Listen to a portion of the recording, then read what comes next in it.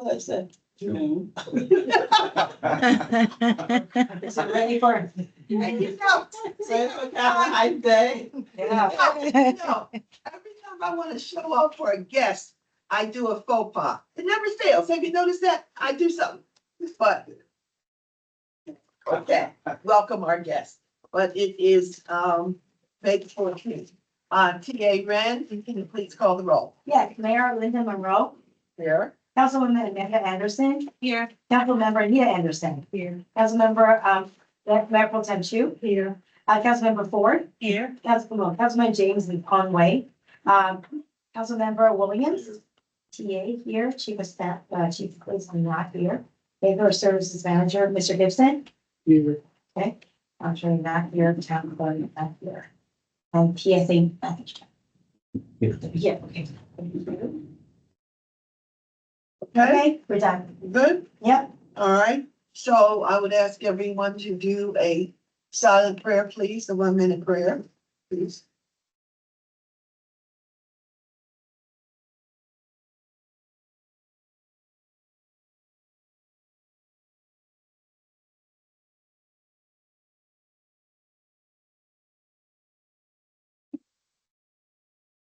Pledge of allegiance.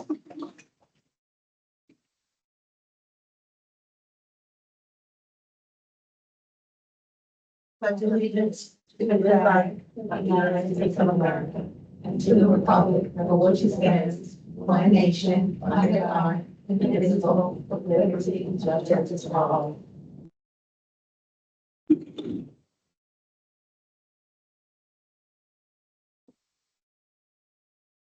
I do that, I do that. Okay. TA Ren, could you please go over the, Which I have next. Something a little backwards here, also just move. Okay, maybe not. Can we have an approval of the agenda, please? Ford. Second, Second. any nays?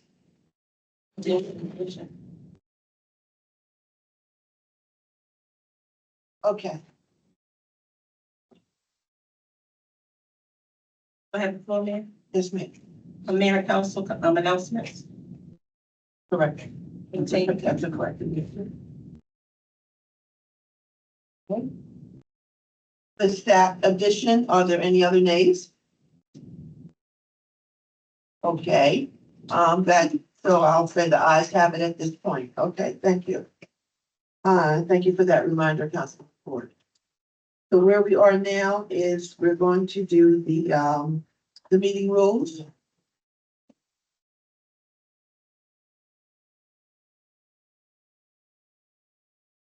Rules for speaker. The mayor and council invite and welcome comments at public meetings. The mayor or chair will recognize you. Please introduce yourself at the podium. Spell your last name for recording purposes and give the name of your street and block number. Example, 4300 block of 34th Street. Time limits for speaking are indicated on the meeting agenda. While speaking, please maintain courteous tone and avoid personal attacks. If you wish to lodge a complaint about a performance or conduct of any town employee, please bring your concern to the attention of town administrator. We'll look into the matter and respond to you. As a courtesy to the other residents and businesses, the council requests that speaker not use specific addresses or names of the individuals when describing a situation or making a complaint unless name or address is essential to an understanding of the situation or complaint.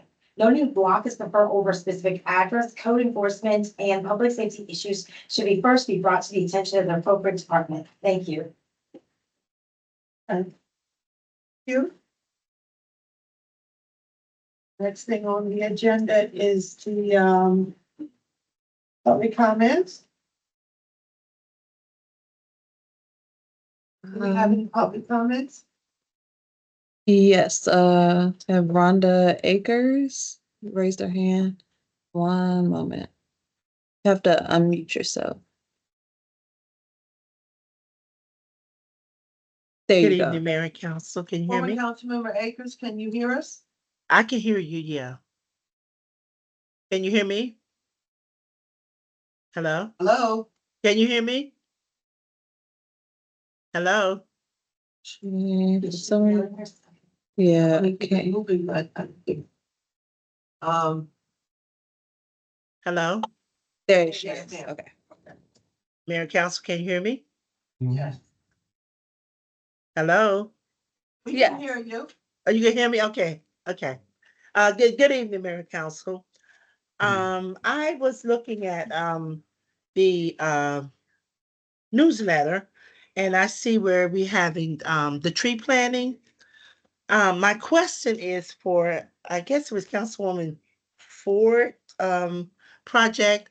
With the tree planting, do we have any, documentation from, Joe's movement and from, I guess they're arborists. I'm not too sure what their title is, on a health report for these trees that's coming into the town, because trees do carry diseases, and we don't want to bring the trees into the town if they have any type of diseases. I didn't see anything on the flyer, or if you could tell me where the documentation is so I can review it, where the arborist actually went through these trees to make sure that they are disease free, and they're good for planting, they're good for pruning, they're good for fertilization. And if any of them has been diagnosed or treated for any diseases. Can you tell me where I can view that documentation at? I yield. Do you have Councilwoman Ford?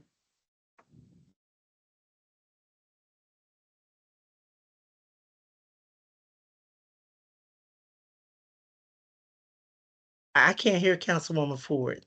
No, we're trying to understand, your exact question is, do you understand her question? No.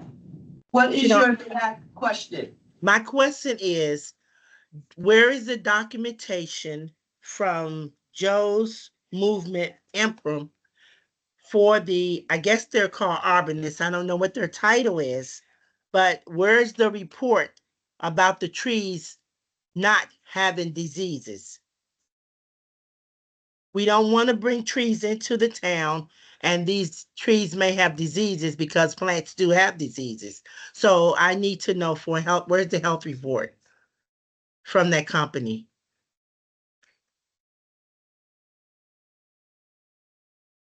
I yield.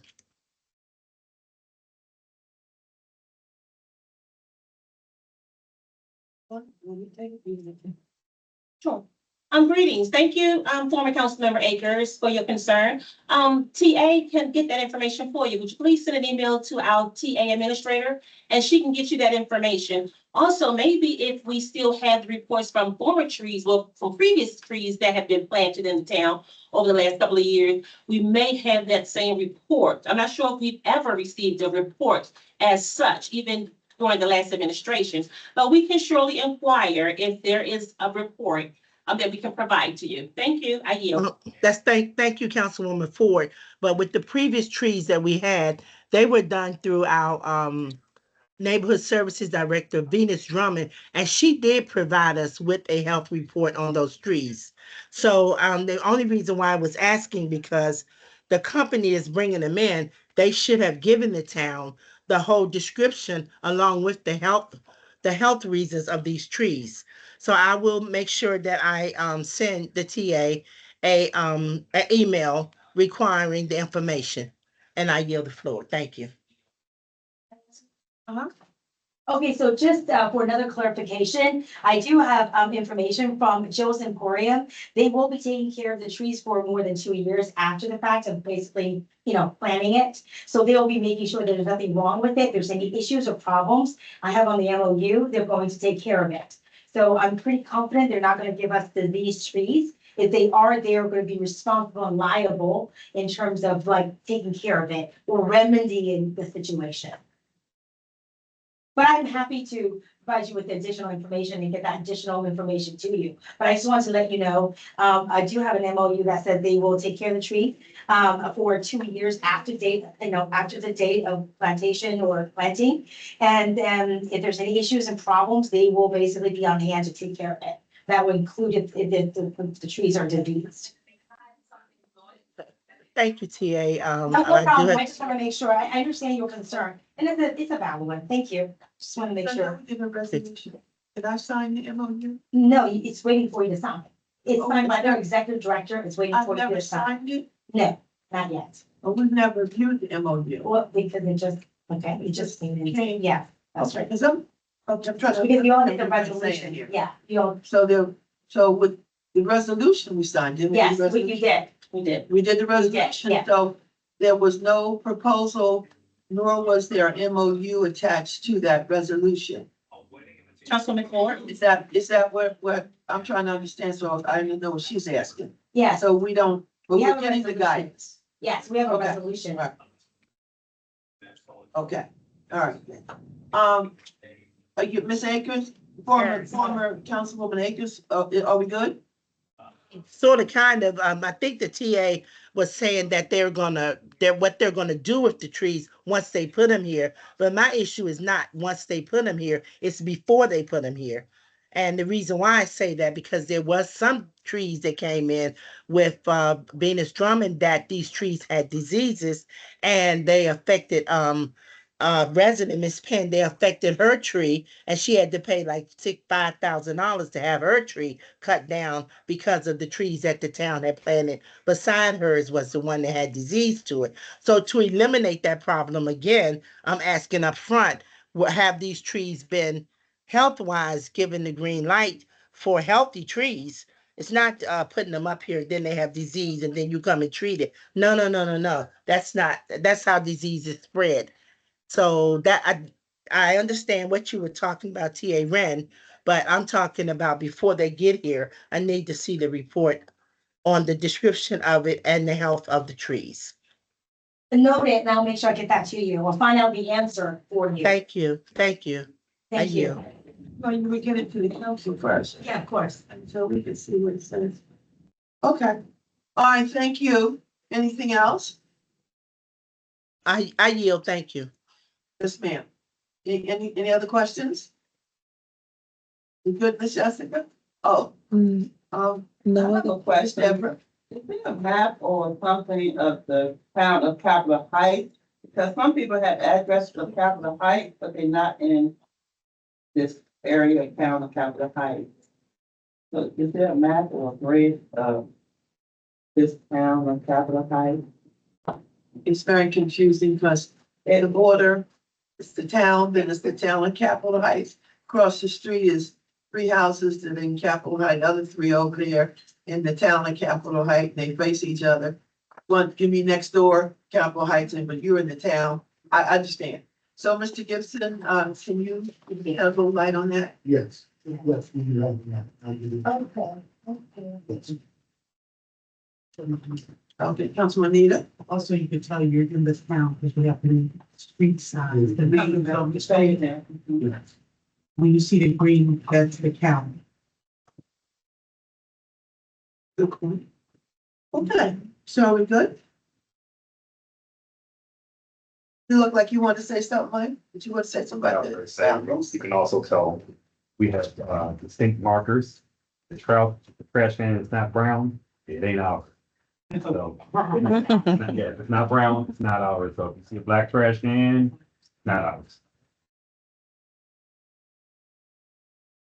Thank you.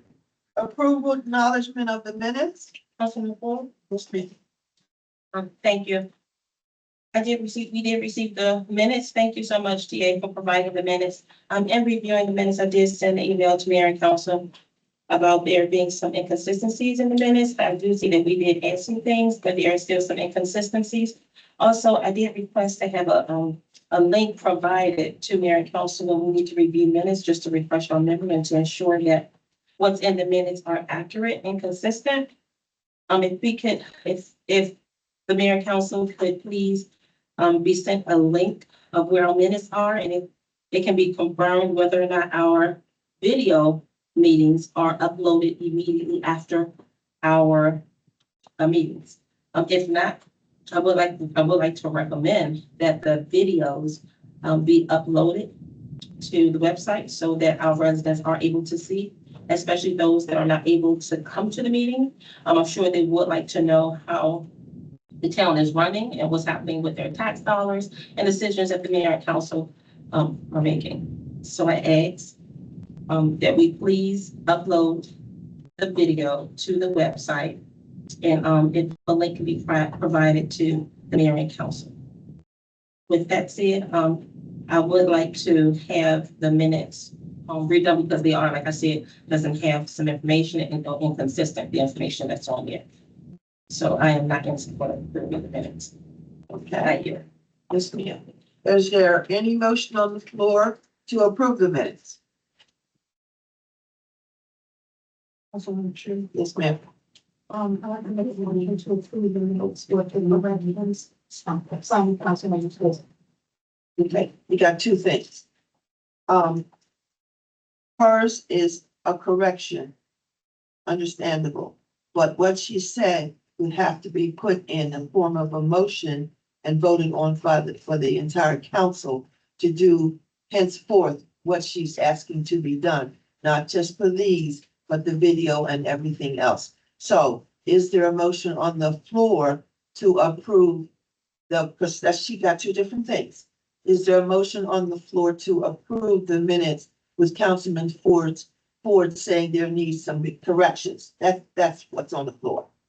Her other thing, she would have to come back and bring it as a motion for the video or whatever that part is. So the first thing is there a motion to approve the minutes? With whatever Councilman Ford said, the inconsistencies be corrected. You had the floor too? I don't want to clarify. Okay. Go ahead. Yeah, sure. Just a question of what I asked before. I wasn't sure that you asked were we going to approve the minutes. And I did say forward. And I did state that I was not approving the minutes. So you want to put that in the motion? Forward move that we do not approve the minutes until it is corrected because of the inconsistencies. Oh, you want to make a motion not to approve the minutes? Yeah, that's what I was, yeah, I should have. Then that's my misunderstanding. Okay. Then you didn't say, you didn't say I moved to make a motion, so I misunderstood you. I thought you were just making a comment about the minutes. Okay, so want to start again? Sure. All right. I move that the minutes not be approved at this time until the corrections are made. And in the motion, I accept the link for the video we provided to mayor and council so that we can review those who would like to review and make them and recommend the necessary corrections for the following meeting to approve if the corrections are completed, the minutes. So I move not to approve the minutes. In addition, I'm asking that the videos be sent to the mayor and council for review so that we can update the minutes accurately. I yield. That is the motion. Okay. Because I'm just gonna, understand, because now, based on your motion, the staff is not doing the minutes correctly and viewing the videos correctly. No, I didn't. So my motion again was not to approve the minutes. Let me do two separate motions again, just to not make it so complicated Okay. for us. So I move to disapprove the minutes for further corrections to be made. Okay. Yes, ma'am. Okay, that's her motion. Is there a second? Are there any nays or any comments on that? Councilman Chu. Yes, ma'am. Did we get because we can't agree if we don't know what the corrections are. Did you send a copy of the corrections in the council to? Well, in the email that I sent, I asked for a link to the videos, so that I could send specifics. But I did send that it was inconsistencies in who said what and what was said. That's an email you sent to the council? To me and Council TA, yes. Okay. Are there any other comments? Jay, Ray, can you take a vote on those minutes? Sure. Councilmember Amanda Anderson. Yes. Councilmember Anita Anderson. Mayor Pro Tem Chu. Yes.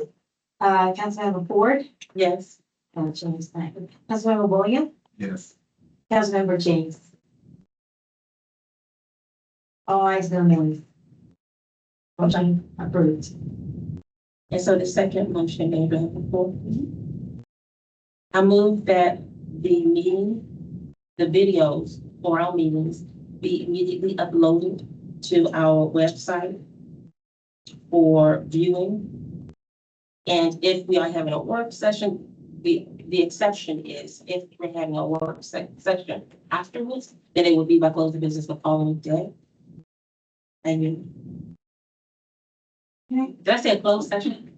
Yeah, I don't know. Okay, thank you. You bet. A closed session after the meeting, then it will be uploaded the following day, because then a closed session, folks will not be able to be in the chambers or whatever, in closed session.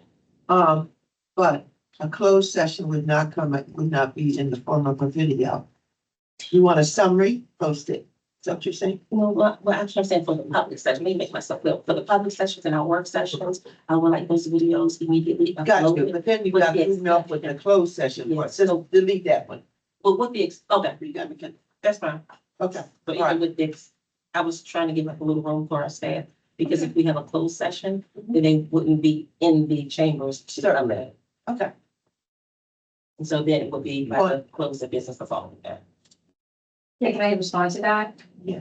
Since the last request by Councilman Ford to have the video uploaded, we've been having extensive conversation with NTI. It is not as simple as just uploading it. We're having issues and problems in terms of uploading that via the links. So Jessica, And you have a new social media Yes. company, so That's we're just trying to assist, provide some. Right. Jessica on my end is helping Jessica. yes. So basically, in terms of uploading those videos, we've been trying to talk to basically various sources to get it uploaded. We've not, we've got some suggestion from Jessica from NTI to see how we are supposed to do it, but we have not had or been able to do it or to upload it. Greg, as well as Sharif, I believe, is it Sharif? Yeah. Yeah. They've all been trying to do it. So our social media company doesn't upload those type of things onto our I website. don't know why. And the next step, We do it for our customers. so how would you be able to do it? But that's what I'm saying that's why I said, like I said, that conversation was basically having with Jessica, your Jessica, to see how to do it. Did you talk with her today? So she did, I'm Well, sorry. briefly, it was mostly Ron Trees that Okay. spoke. Okay. We are in. Oh, sorry. Right. Sorry. It was- So whatever the question is, one, answer the question, sir. And I know you've been in these type of meetings before. We just don't just start talking Oh, I'm sorry. respectfully. So, We're trying to work it out. okay, that's the answer. But Councilman Ford has a motion on the floor. Sure.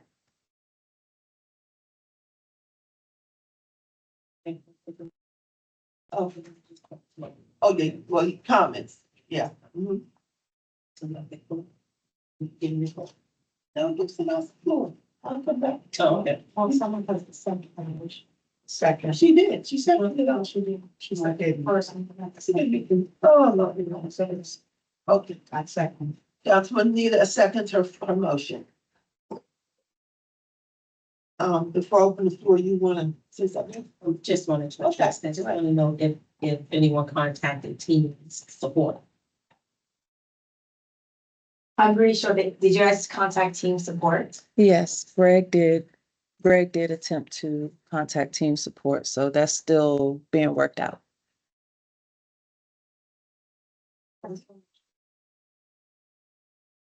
Sorry. Y'all wanna go all up? I'm gonna start. Councilwoman Amanda? Sure, my only comments is that videos can be cataloged outside the website and a link can be sent directly to it. You can use third-party YouTube video. I can make it private, you can make it public, it can all be cataloged somewhere else outside the website. So all that you have to do is just send, for instance, if you do YouTube, you just send the YouTube channel link to the mayor and council, and then they can click that link, and every time they're taken straight to the catalog. Same thing with video. There's CV video software. So there's lots of options out there that can keep you away from having to use the bandwidth of the website to host video. Okay. No problem. Okay. Anything else? So, I'm trying to do you. Yes. Forgive me, I didn't hear. Mayor Pro Tem? So you're saying if we use the third-party repository instead of our own hosting network, right? Because she just mentioned YouTube, that's a third-party repository. So, I'm just trying to figure this out because why would we need to use a third-party, company to host our meetings, our videos for our meetings?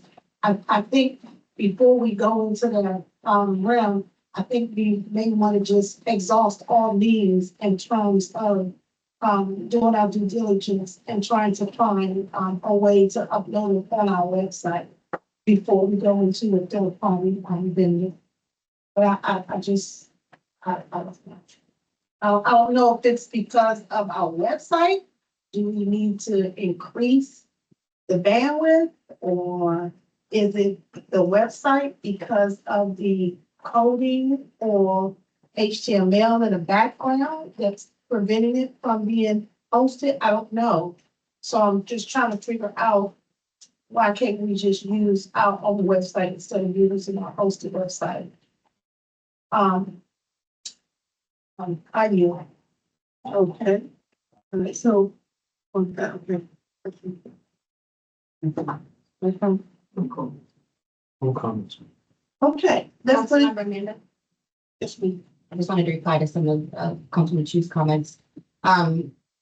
So just for clarification, using these third parties vendors, there's nothing you would have to pay for them to host your things. And if you look at District Heights, Glen Arden, Forest Heights, and others, because I've seen their videos, that's how they keep the catalog of their videos. But it doesn't necessarily have to be YouTube or Vimeo.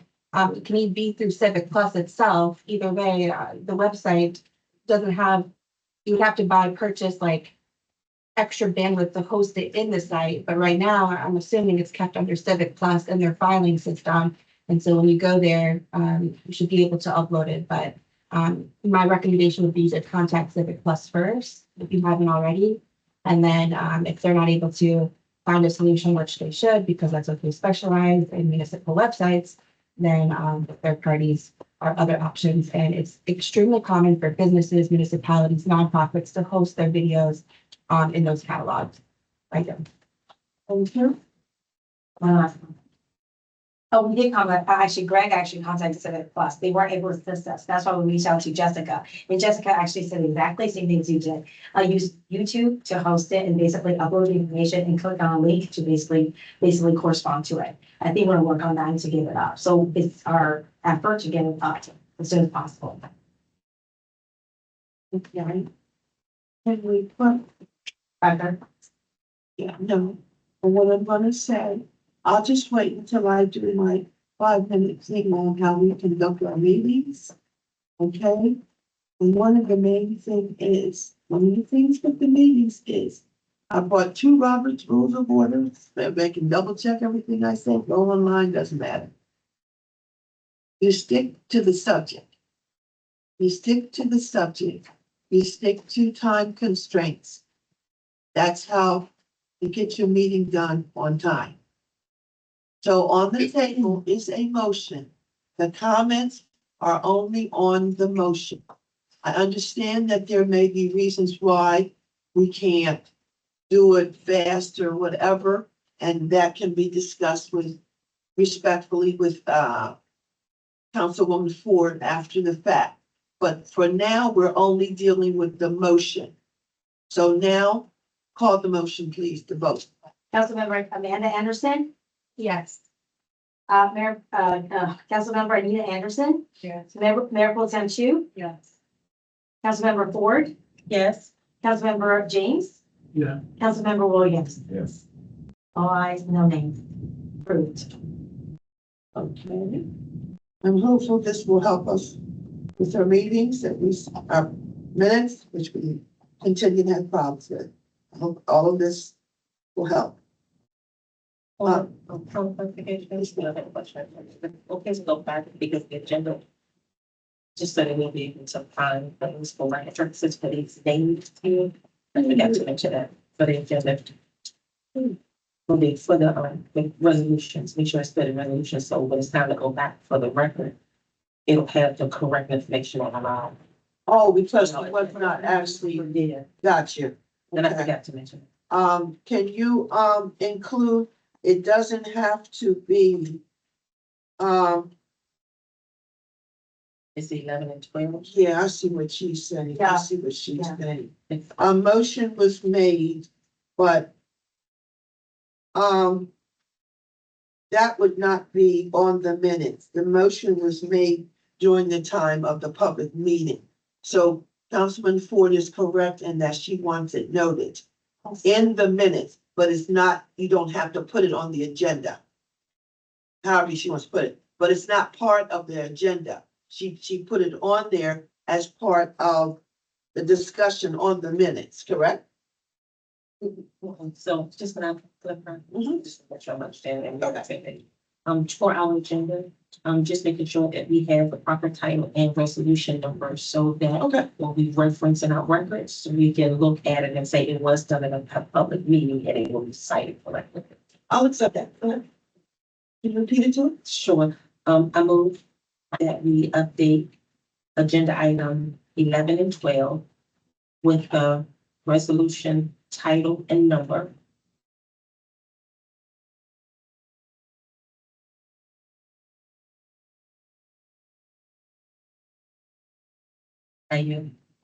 Oh, that was a motion. I move, that's a second. Oh, well, okay, That's a motion. Yeah, I usually have it on there, but I don't know what happened in this case. So I usually have 2012 or whatever it is. I understand. but, That's it. okay. I'm trying to please tell you, the motions are not necessary for every little thing we do. So if you during the course of putting your motion on the floor, we could have just said, please add it to the agenda column at one time, instead of all these separate motions. So in the interest of time, and because I, as the chair, will take the fall, I did not say that. Let's do it your way for now, so we can keep it moving. I didn't say it, so I'll take the fall. But I didn't know you wanted to say it. So do you have it? She wants it, Yeah. what's the number again? Okay, the agenda item on the agenda is 11 and 12. And that will reflect as the resolutions. Type of agenda.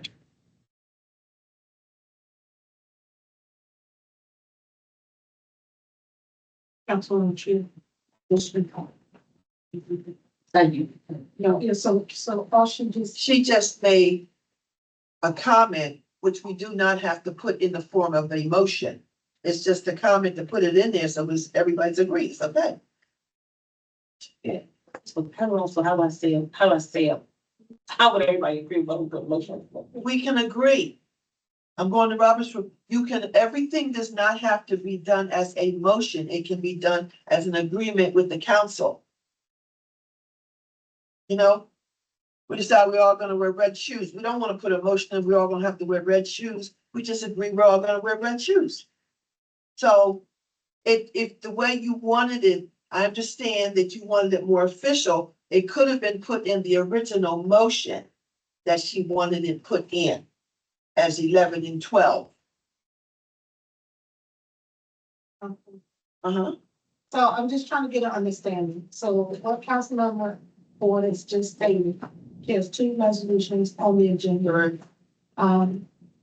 She has three resolutions on the agenda, and what she's just asking is when we place them on the agenda to make sure we have the resolution number along with the title.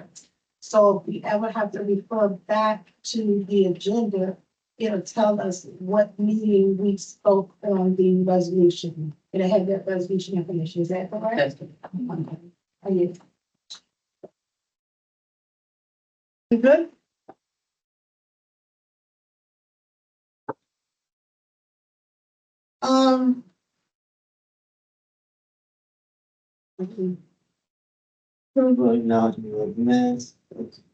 Oh, proper conduct during public meetings. I'll make this as short as I can. 7:40. I went out, not the only one who goes out, but I have been doing this for actually several weeks. Not always walking, driving most of the time. And we've had some warm days. And I'm asking the residents, why did you come to the meeting? It's okay to say the council is doing good, the mayor is doing good, but I'm like, why don't you ever attend the meetings? Because it seems if you attend the meetings, it's because you want something done. You have a gripe. And this is real, and they all agree. I said, but if it's something that you think is done good for the meeting, had I not seen you today, would I have known that? And et cetera, et cetera. And so I respectfully took down, not everybody written, but a lot of it verbally, what people were saying. And I went on both parts of the town. I didn't do a lot of the hills, and that's why I was in the car. But even if I was not in the car, I didn't do a lot of the hills, to be truthful. But I caught people, because people are at the bus stops, they're walking, they're going to the metro, they're walking their dogs. And I would just ask them, and a lot of them would say, who are you? Then I'd have to show my Photoshop picture, and they say, oh, you're the mayor. So I said, yes. Now, the reason I'm prefacing with all that is to say, the main reason is that your meetings are too long. The youngsters keep talking, and your meetings are too long. So this is something I've been doing for the last 3 years since I have been the mayor and even before. I know a lot of the constituents in other municipalities. I know a lot of the mayors, not just because of meetings, but because I go to the meetings. I'm not always visible. Sometimes I'm online, sometimes I'm in person. Most of the time I try to do online if I can. And I look at the way their meetings are conducted. We do a lot of things that we need to do better on. And I'm not saying it's going to bring people here. I'm not saying that. Because one of the things they said was, I've been to your meetings, I've seen how your meetings are, and I don't want to come back. Well, I can't speak, I can't go into a chronology and badmouth any other administration because I don't want our administration badmouth. But I just want us to do better. So what I'm putting out is maybe every meeting, maybe every other meeting, I don't know. But some of the things, including me, we can all work on. One of the main things I wanted to say, our agenda is not right. I've known our agenda is not right for a long time. When I came on in 13, I knew it wasn't done properly, but I thought it was okay. Our agenda should be where mayor and council present whatever they want to present first, not at the end of the agenda. And also, and I know what reminded me of this was when I saw Mayor Pro Temp's 2 agenda a couple of months ago. And I did not tell her, but I said, oh my goodness, she's doing a committee meeting and she did her agenda properly. Your agenda should always address your old business first and your new business. Shaking your head because you know it. Our agenda doesn't do that. I will take the blame for that because I knew it was not correct, but I never said anything. So from henceforth, I've discussed it with TA Ren. We have got to do our agendas corrected, not corrective. Thank you. You got to do our agendas in a correct manner because it is reflective of how we do business, period. If we can't even put out the agenda right, according to Robert's rules, and that is on page, I have the spiral one here, but it tells you, call to order of business. And so that would be, mine is different because I have page 25. But anyway, that's the title. The title of it is called to order of business. And it tells you point blank, how, this is not me talking, how you should format your agenda. So our agenda is going to be better. The other thing I'm going to say, because I had about 6 or 7, but I'm not going to talk about 6 or 7 tonight. The other one was constant point of order. we are not, I know this already. This is something, I mean, I have to look this up. Point of order is not done correctly. Anyone can say point of order. Anyone, they use the word assembly, different words. We're a small board, we're a council. Anyone can say point of order, but the ruling is done by the chair, of which I am supposed to refer to myself as chair, not mayor. I'm not sitting up here as mayor. I'm sitting up here as the presiding officer or the presiding person of this meeting. And so I have to respectfully say that. Because sometimes I'll say, well, as mayor, that's not what it's about. This book is not just meant for mayors, it's meant for people who preside, who chair a meeting. That's what it's meant for, parliamentarian style. So I'm saying all that to say, for future, if you want to say point of order, you don't have to say it in the group. One person can say point of order. I will recognize that point of order. I do not have to accept your point of order.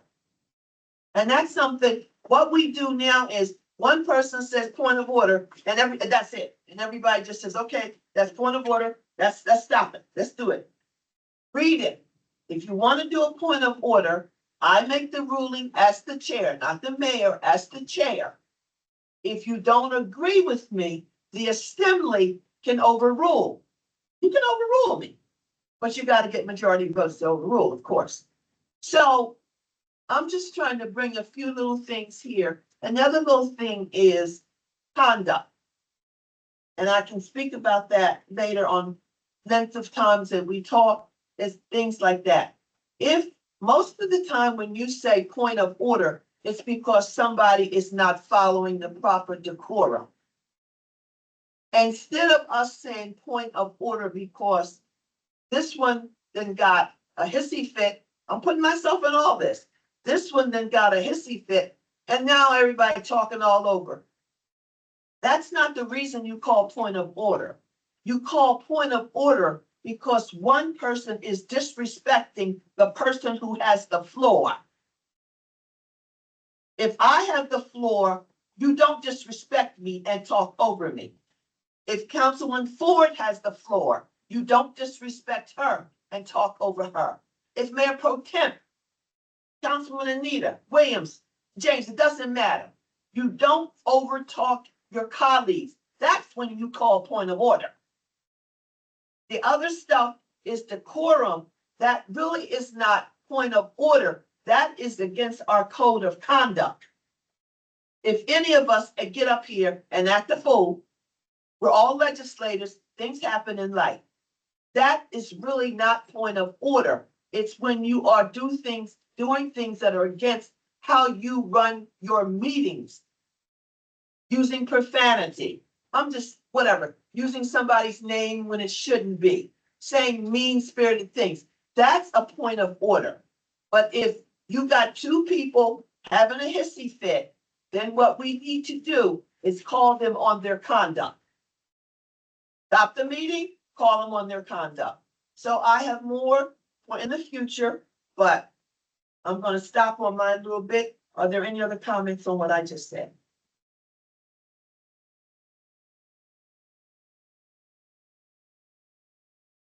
So the next thing is, that's my fault.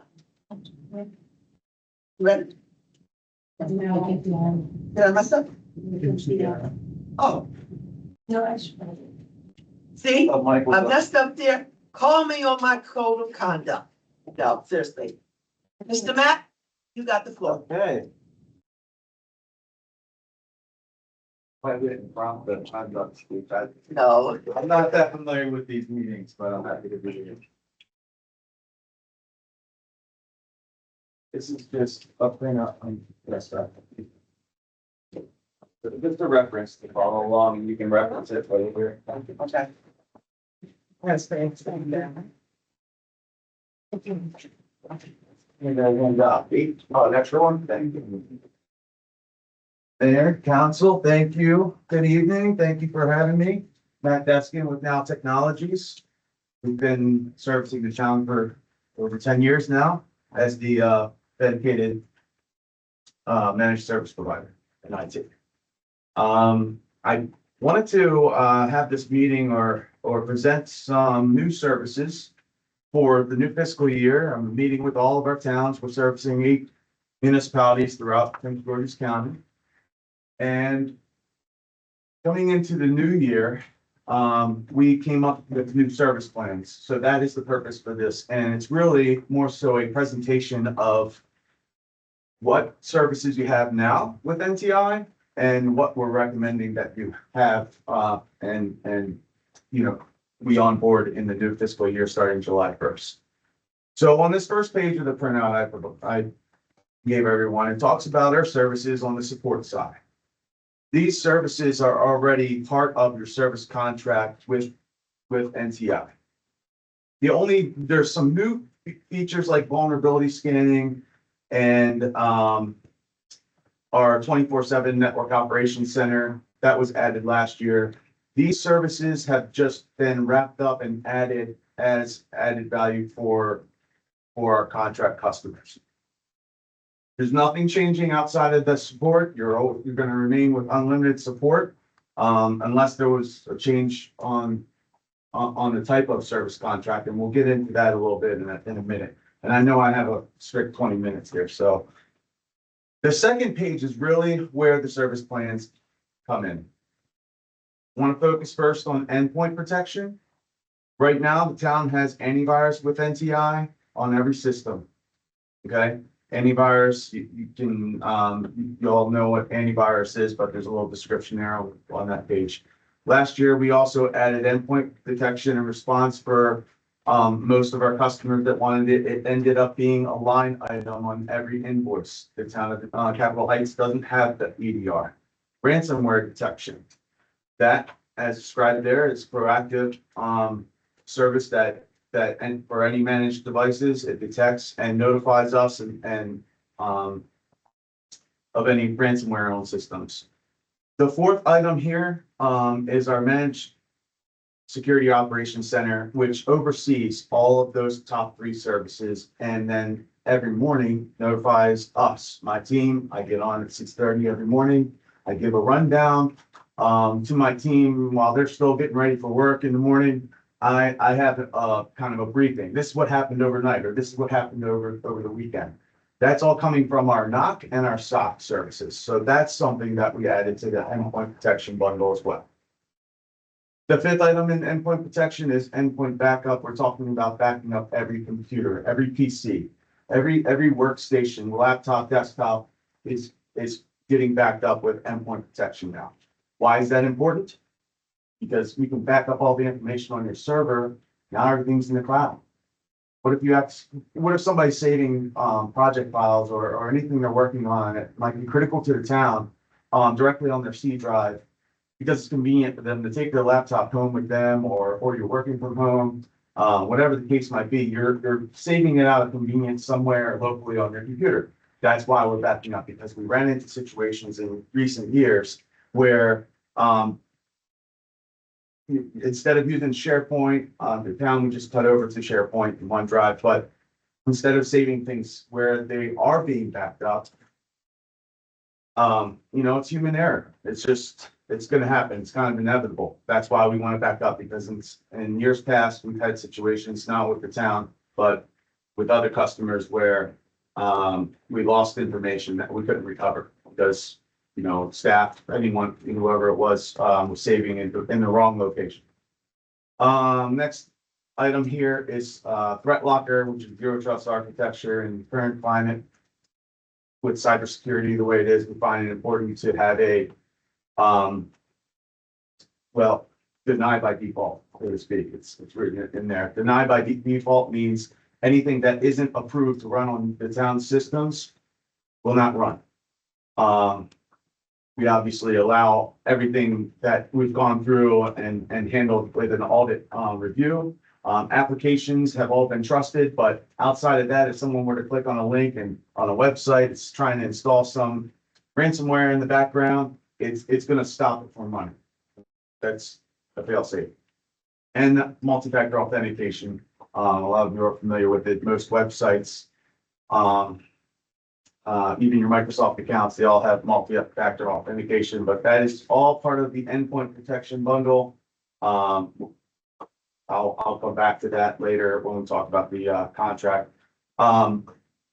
Getting into cloud security right now, we have email security on all of the town email addresses. So that is already on your existing invoice. There are 3 new items here, security awareness training. That was a big thing that we added last year, or actually the year before, towards the end of 2023. But this is like a fake phishing campaign. What we do is we blast out fake phishing emails, and if you receive one and you click on it, take the bait and you click on the link embedded in that body of the email, you fail the test. There's a second failure piece to it. If you enter the information that it's asking you for, then you double fail. Well, you're served a training video. That's essentially what the training is all about. Once that training, phishing campaign is complete, I provide a report to everyone, because about 85% of people pass the test. They never even see the video. So that's included in the cloud security bundle. Dark web monitoring, something we added. It's not anything that will protect you from your critical information or sensitive information getting leaked out, but any sensitive information that we find on the dark web, whether it's emails, credit card, anything, bank account information, social security numbers, you name it, we're gonna find it on the dark web and notify you of it. And the last piece to this cloud security bundle is SaaS protection, which is backups of your Microsoft 365 accounts that we just moved over to. Microsoft is not backing those up. So let's just say, for example, you deleted a folder in Outlook, or somebody here at the town deleted a folder in Outlook accidentally. Didn't even notice it was gone. And then it was the NTI folder. And then Joy is going in to find an email from me or some exchange that she had, and her NTI folder is gone within Outlook. It's gone. Well, we have it backed up. That's what that's for. That's the SaaS protection. That sums up the new service bundles. I printed this out. Actually, Jessica on my end made these up for this purpose, because I didn't have a digital presentation, but you can find all of this on our website too. There's service plans, and all of that information is there. The BCDR, the business continuity, disaster recovery piece at the bottom of that page is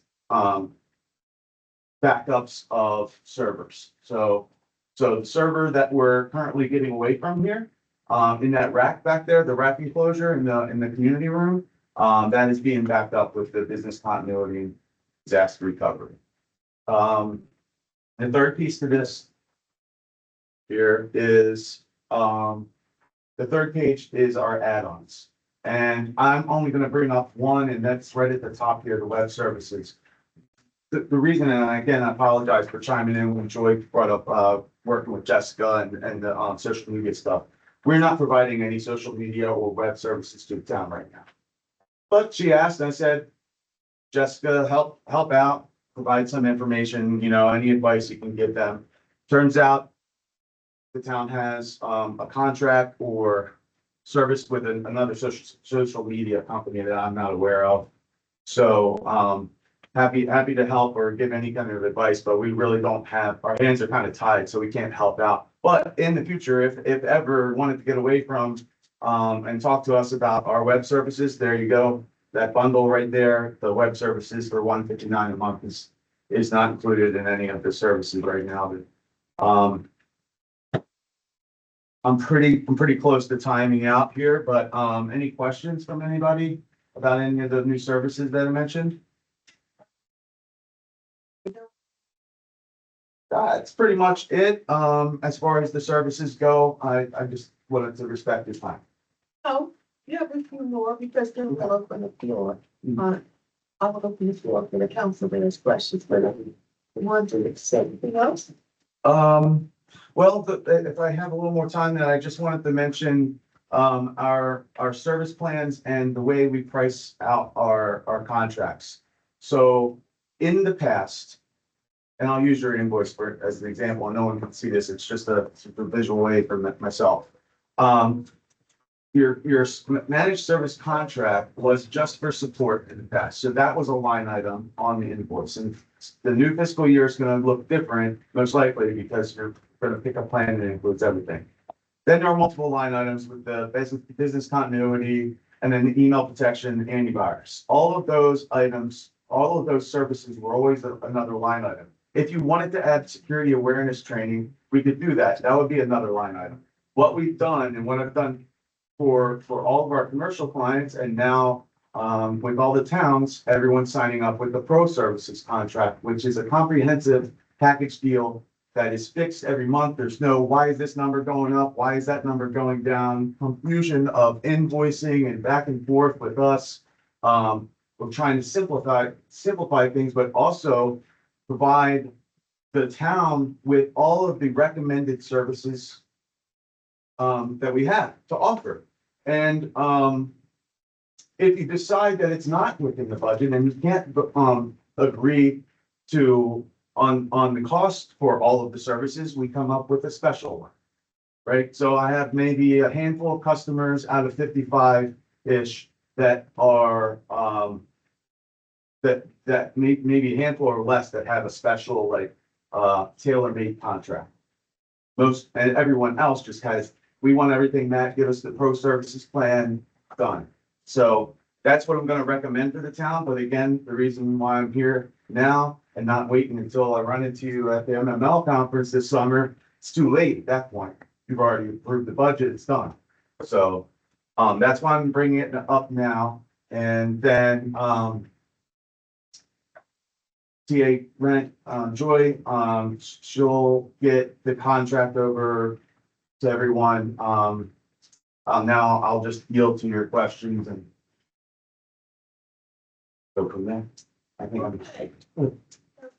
Yeah, but I think the reason why we have our à la carte services to your company, because, you know, at one size don't fit all. Right. So, Yeah. I think, when it's a bundle, we may be getting services that we really don't need, so.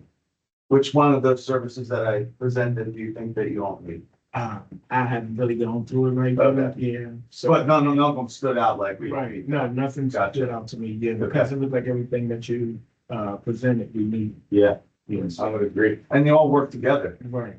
That's kind of the piece to this. Now, the big decision here is money. That's right. That's it. For me, the only deciding factor for you to say we can't do this part of it, like we start chopping up and making a tailor-made service plan for the town, is because there's not money in the budget. So, And we don't want to waste. right, of course not. Yeah, yeah. Right. Yeah, I mean, What's that's, that? Thank you. Williams? Sorry.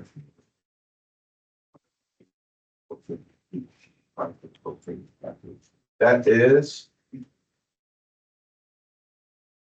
Everyone's different, right? It's all based on, it's all based on the number of the size of the town and then the organizations.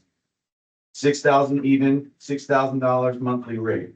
Right now, your service contract with us is $2,400 a month, but that doesn't include anything else. That's just the support for us to be here every, we're here twice a week. Greg's here, Sharif has been coming in. And I know that is probably gonna be a tough one, right? I know. So I wanted to present the services and then we say, maybe next year, right? So you don't have to get this. And then there's also a $300 essentials contract, right? That one is, that the essentials, when I say that, it's paid by the hour per service. You don't want this. But then there's a support contract that's in the middle, that's essentials. And again, you see this at on our website, essentials plus support. It's what you have right now. Essentials plus support would be exactly what you have now. And then you a la carte and add whatever you want on. So that's kind of the middle view. Thank you.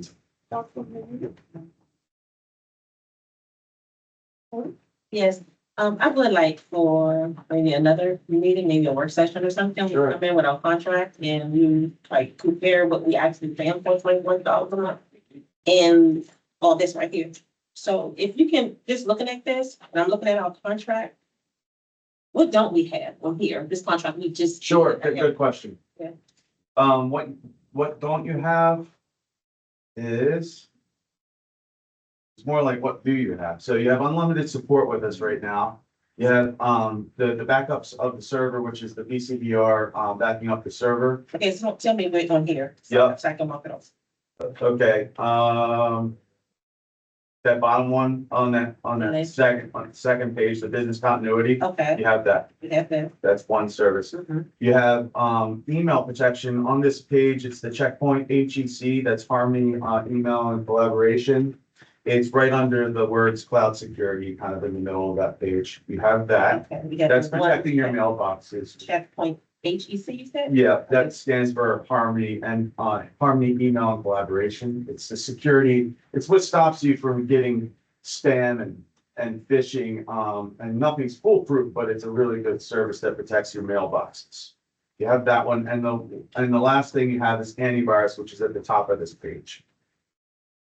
So everything else under endpoint protection, we do not have other than antivirus, and except I turned some on for free.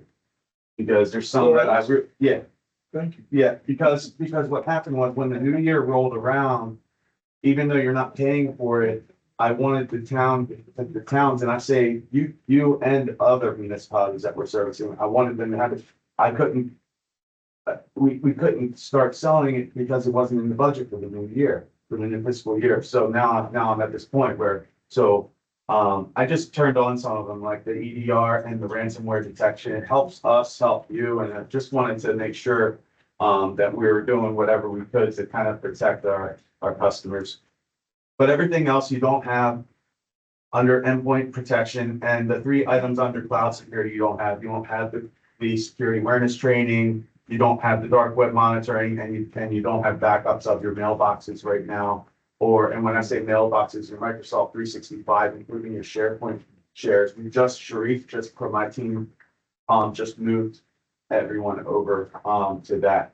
So that's very important. If you were to say, number one, backups, right? You talk about security, but also backups. What are backups for?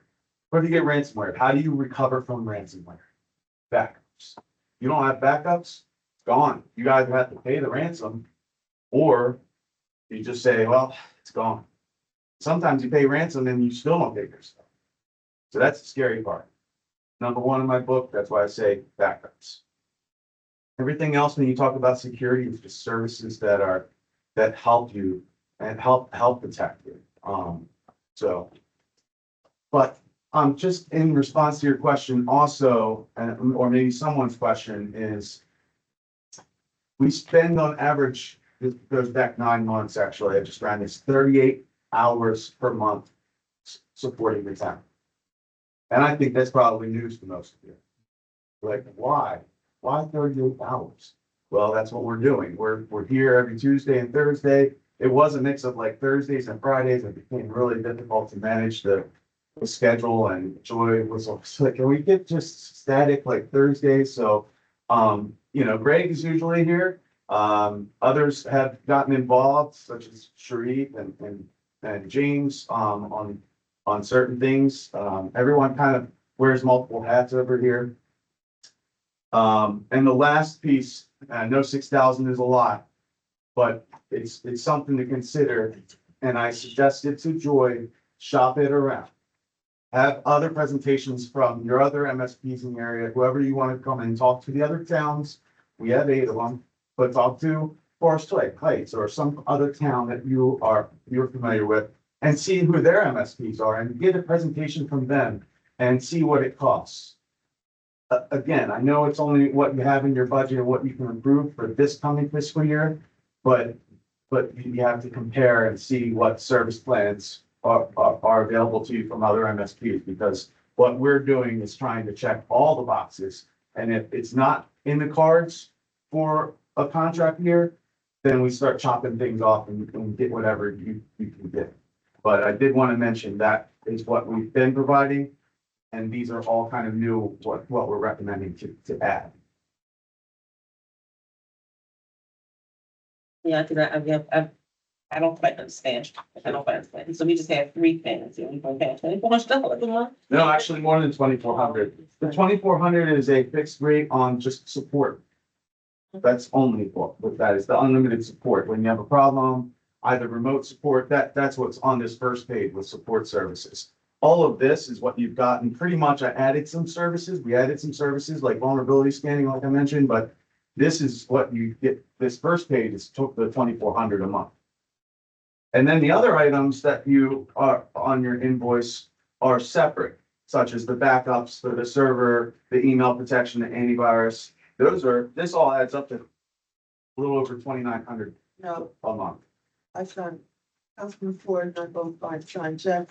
Our bill goes from 32 to 36, because the a la cartes every month. Yeah, it changed, right, I know, and we So just it's got never that down. 20 24, I It's- don't know where that figure came from. This is an active invoice for that just came out a couple weeks ago. It's 2918. That's not what the a la cartes added to. Yep, it is.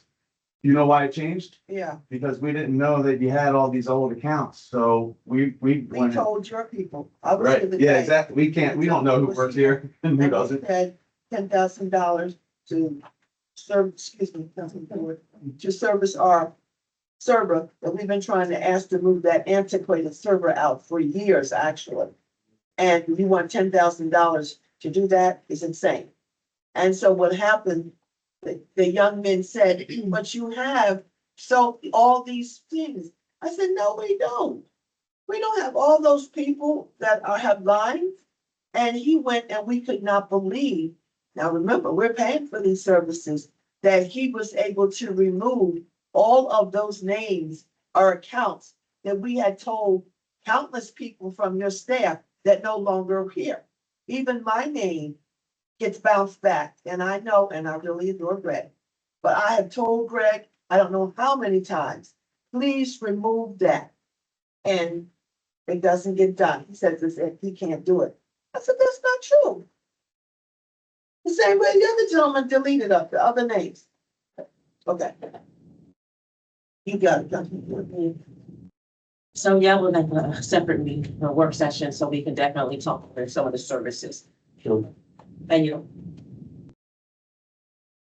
Mayor Pro Tem. I mean, I think we need a meeting to talk about some of these services because I was under the impression, when you mentioned, the backup, but then you have a disaster recovery, but then you say we don't have backup.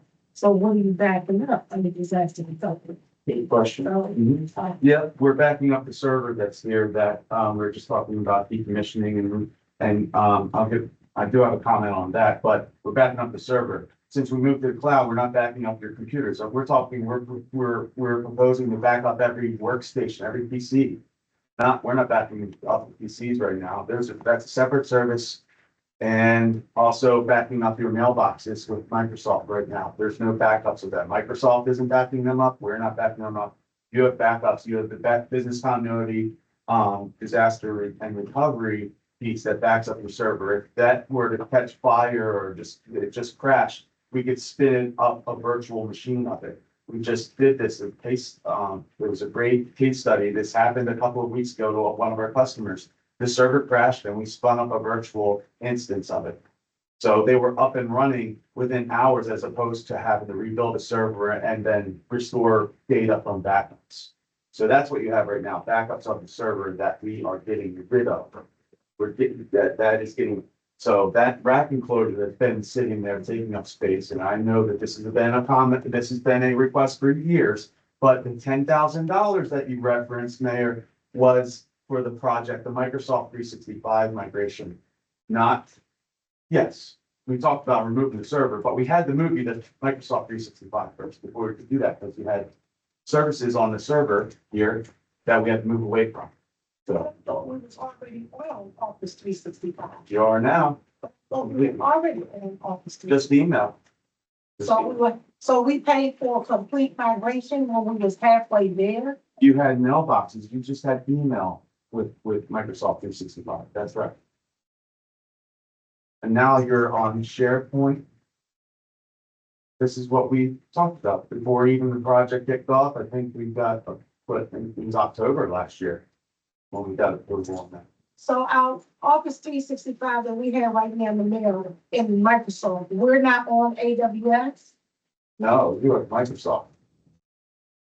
You don't have anything in Amazon's, well, But I thought, okay, I'm getting too deep, I'm getting my studies. But yeah, because I thought Microsoft runs through AWS.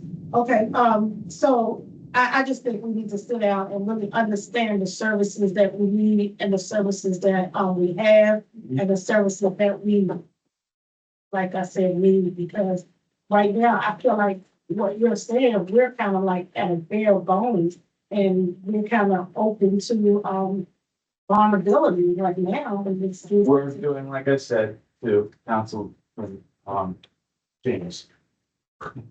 I turned on some stuff because I had to, right? I had to, and that's what I said. We're protecting you the best we can, and we have some alerts out there. Again, the backups is where it gets expensive. The backups, as far as this pro services plan, that's all in. That's completely every service we have to offer, and we can sit down and workshop or, whatever work session. I'm sorry. We can sit down and go through every single item, every service and break it down and talk about what y'all need, want, and have in the budget, in your IT budget. Last thing I'm gonna add. There's not a whole lot of overhead with us. I'm not a salesman. I'm a systems engineer. I came around here 10 plus years ago, and it was just me or maybe one other. So the reason, and 6,000 is a lot, but the reason we're able to be more cost effective than the other managed service providers out there, and they'll charge a lot more, even though it seems like a lot. You could, and I welcome you to do that. Please talk to other MSPs and talk to them and compare apples to apples, not somebody that's just gonna come in here and do what, tech support offer, it's a very wide range. We're at the bottom. We're the bottom of cost for support and managed services. So I do want you, and I would never lie to you about that. I will sit here in the room with them when they present everything that we're offering, if they can do that, and see what the bottom line is per month for those services. I just say one last quick question. Okay. Is the EDR, is that similar to Splunk or is that different? Endpoint detection and response, it's another level, it's another layer of protection, and it's similar to antivirus, but that's what our SOC is monitoring. Yeah, what's the second one down? Yeah, real-time monitoring, yep. And that's something we don't pay. You do, just not paying for it. Pay for. I turned it on for everybody. So all the other municipalities turned it on for Evanston, turned it on for Bladensburg and, Morningside and Landover, everybody has it. It's not on their invoice because it was never voted on. I couldn't just throw it on. And speaking of that, we make errors, we mess up. I caught a mistake today on your invoice. I said, bring me out the most recent invoice in my office. And I said, what is this? This is all wrong. What wasn't wrong on your end, that's for you. It was wrong for me. And there were, we had to fix some of the comments that were on here, it was misleading. Some of your questions would have contradicted, my response to some of your questions would have been contradictory here.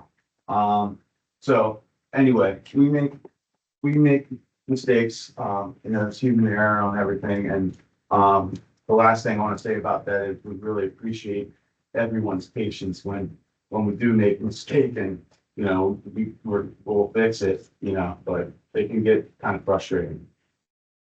We're way over. I respectfully, you want to close out with yours? Yeah, okay. Oh, no, I'm going to. You want to close out because of that? I got Councilman Amanda. Yeah, thank you for presenting. So there's a couple quick questions. We we're under contract now, is that correct? When is that contract? June 30th. June 30th. Yeah.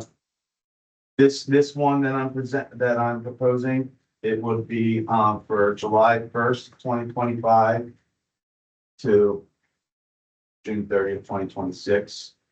So we do yearly contracts and they auto renew every year. If there were ever, going to be a change, we would say, hey, we got some changes coming up and then we have to create a new contract. And then I just released comments for your mayor and council. I do think we should take his advice to look at other companies so that we can have an informed, confident decision and what we're choosing to do. I do think having you come here on a work session to dissect some of this for everyone's understanding is helpful, especially since going from $3,000 to $6,000 a month is a significant jump. And also for the mayor and council, I'm not sure what the advantages and disadvantages of hiring like an in-house IT person, but if we have someone to, with that kind of knowledge and expertise to provide that information, I think that would be worth having that as well as we make those decisions moving forward. I thank you for being here and giving us the information. It's very helpful. Yes, sir. Extension of that system. I don't quite understand our system the way it's set up, but do we have a backup system to our PCs? No, there's no backups of your PCs. Okay, so do we, but I mean, can you do a model of a backup to our computers? As well as backing up our backup? In the cloud? Yeah. Yeah. So cloud backups, Cloud backup. backup every backup. Yeah. We could do that. I don't know why you want that. Yeah, I know what I know what I read, sure. Oh, yeah, for in case of a. Yeah, it's okay. I'm sorry, we can. I'm just saying, I'm trying to get this. Okay. Thank you. Okay. All right. Yeah. Thank you. Councilman James, you can get his number and talk to my client? Yes, And then I'll bring You you get to this section as number? well. thank you. Yeah, you're is welcome. that good? Yes. Okay, Okay, All right. thank you. thank you, sir. Dude, Okay, I've asked for a flip on a council so Councilman Nita's being very kind and said everybody can do their thing and go home. So after Councilman Ford, I'm gonna ask her indulgence before she gets to her second one to let them go. So, you got that, please.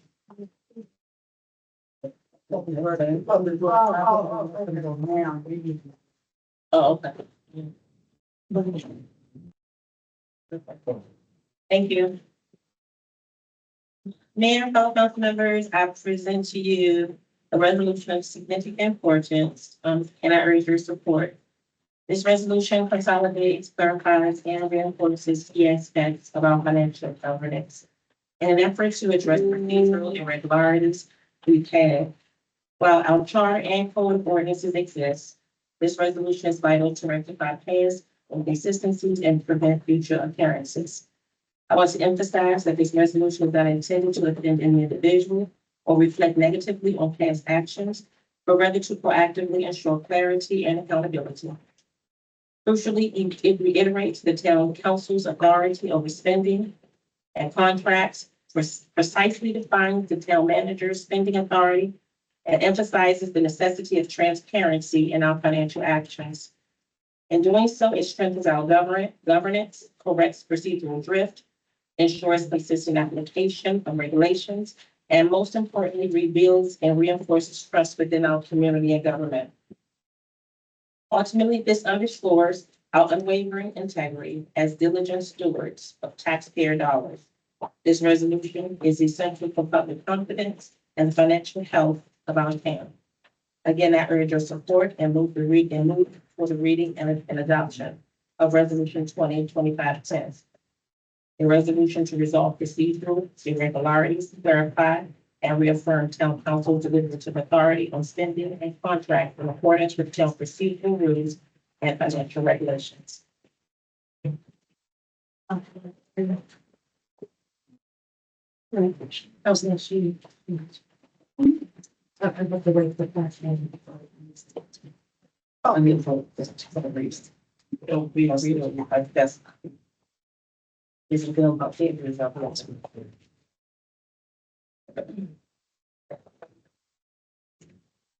We ready? If you make your adjustment, it's just going.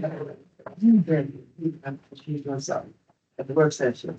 So you want to summarize, because this is a lot of reading. Yeah, so that was the brief summary.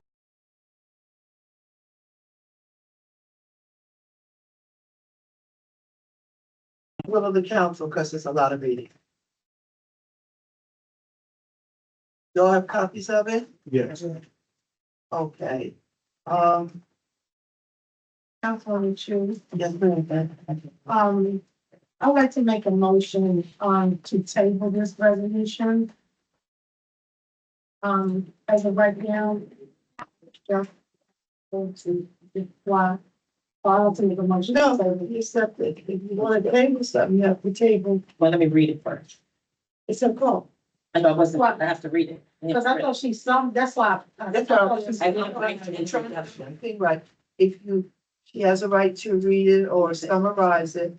Legislation, let me get this out, please, everybody. Legislation requires you, especially parliamentarian, because some legislation, constitution is going for 9 million pages. You can summarize if the legislation is lengthy.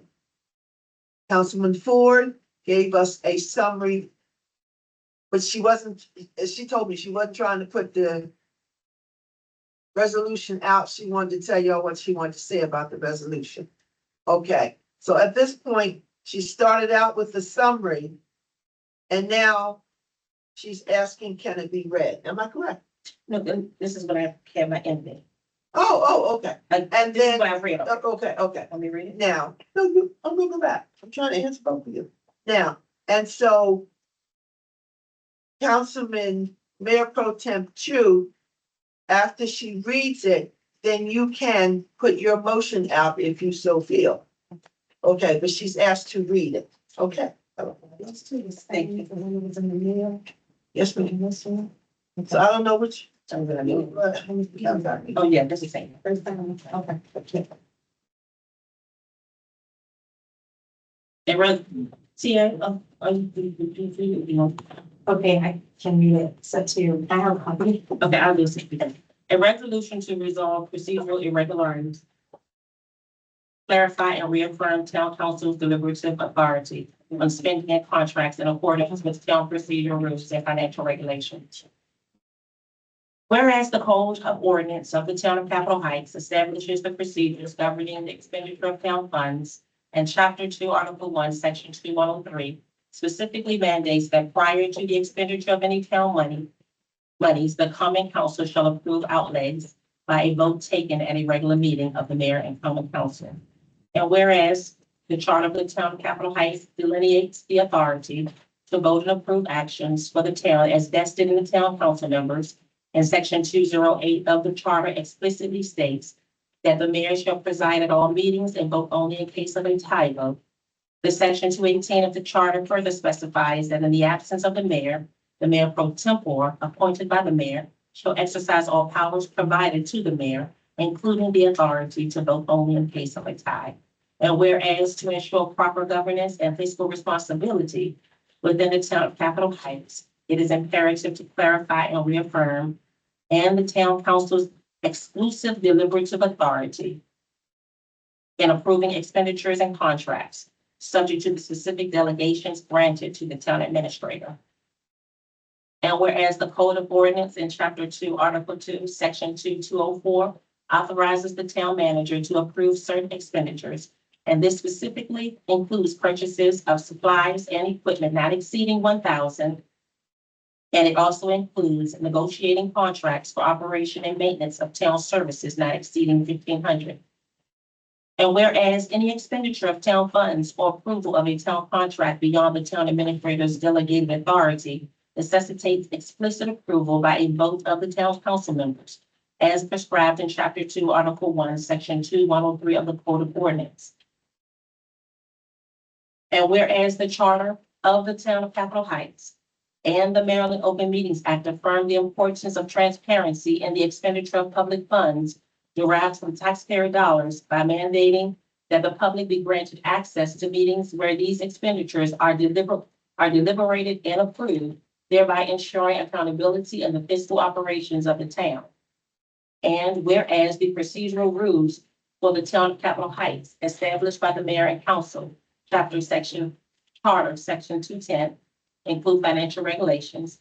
And whereas to facilitate informed financial decisions, the town administrator or their designee may be required to provide a financial assessment detailing the anticipated impact on town revenues and expenditures for any proposed ordinance or resolution with a significant budgetary effect, consistent with the funding request review process described in section 8.2 of the Mayor and Council Rules of Procedure.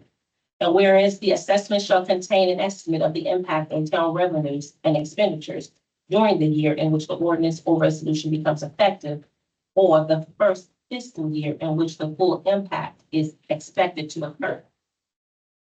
And whereas this assessment shall be submitted to the council prior to the first reading of a proposed ordinance or resolution, unless the council determines that legislative urgency merits that it be submitted prior to the second reading. And whereas it is the intention of the mayor and council to support transparency, open and transparent government, and to be good stewards of all resources entrusted to the town, adhering to all applicable rules and regulations of governing. And whereas there may arise occasions where urgent action is required regarding the enactment of ordinances or the adoption of resolutions to address unforeseen emergencies affecting the health, safety, or welfare of the town and its residents. And whereas the town council recognizes that certain situations may demand immediate decisions or determinations within a limited time frame to protect the public interest or to comply with legal or regulatory requirements. And whereas it is necessary to establish clear guidelines for addressing such emergency or time-sensitive matters while still upholding the principles of due process and the town council's deliberative authority to the greatest extent possible. And whereas the town administrator is responsible for the day-to-day administration of the town's operations, including the implementation of policies and procedures established by the town council, and is required to adhere to all applicable provisions of the town charter, the code of ordinance, the town's procedural rules, and other relevant policies and regulations, particularly those governing financial management and procurement.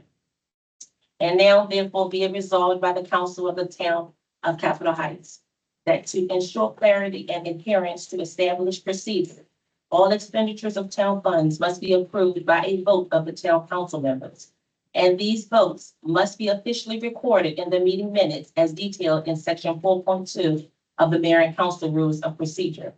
And be it further resolved that the mayor or mayor pro tempore may only vote to break a tie consistent with sections 208 and 218 of the charter of the town of Capitol Heights.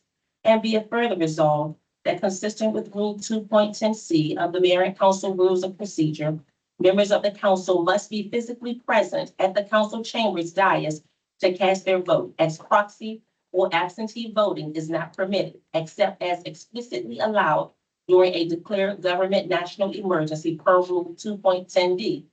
Transparency shall be maintained to the greatest extent possible in such circumstances.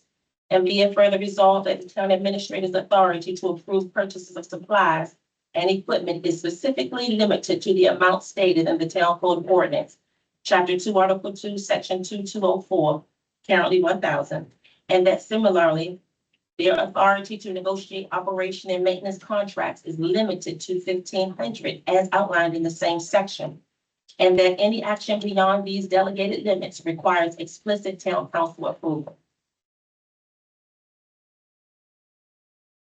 Be it further resolved that any expenditure of town funds or contract approval that exceeds the town manager's delegated authority as defined in the town code of ordinance, chapter 2, article 2, section 2204, necessitates a vote of approval by the town council members as mandated by chapter 2, article 1, section 2103 of the code of ordinance, and that failure to comply with this requirement constitutes a procedural irregularity.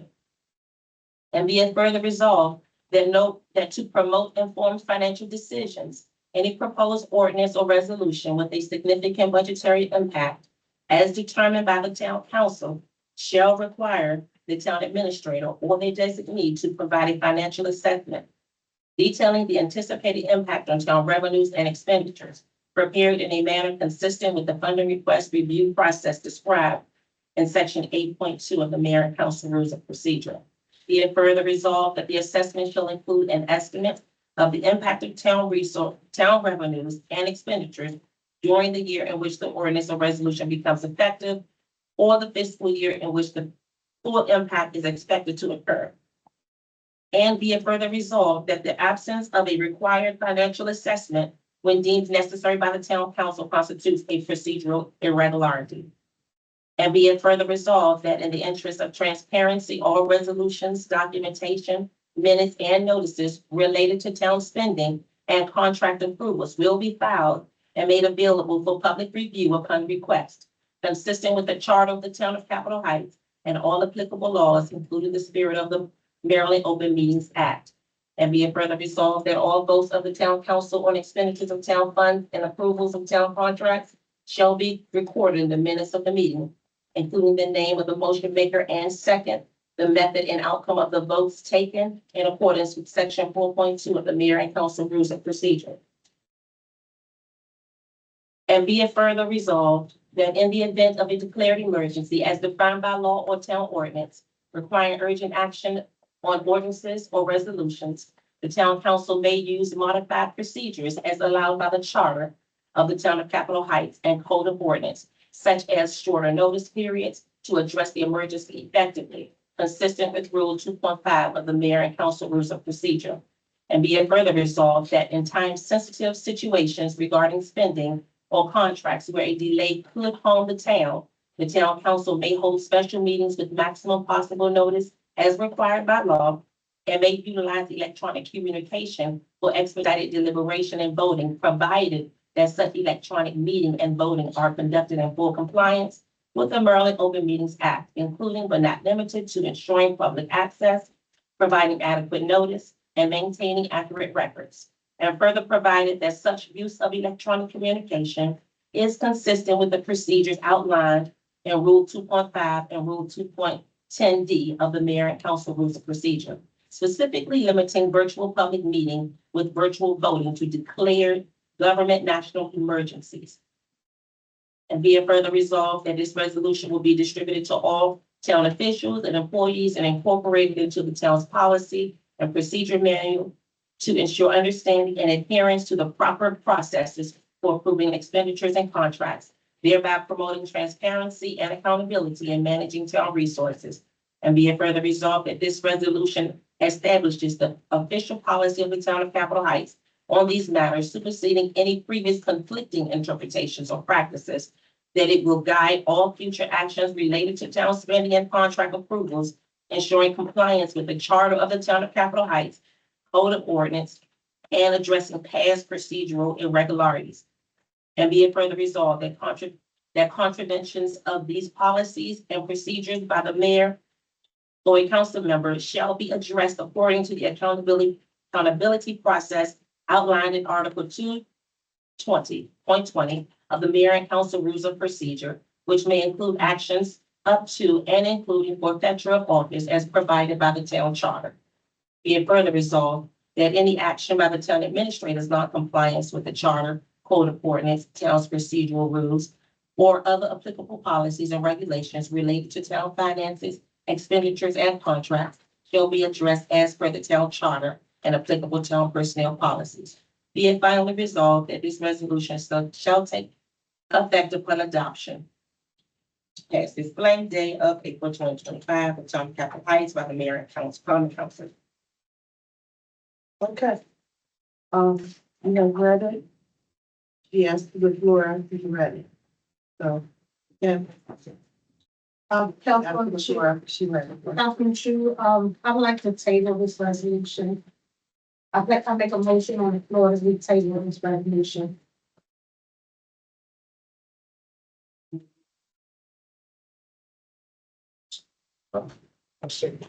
What, let's.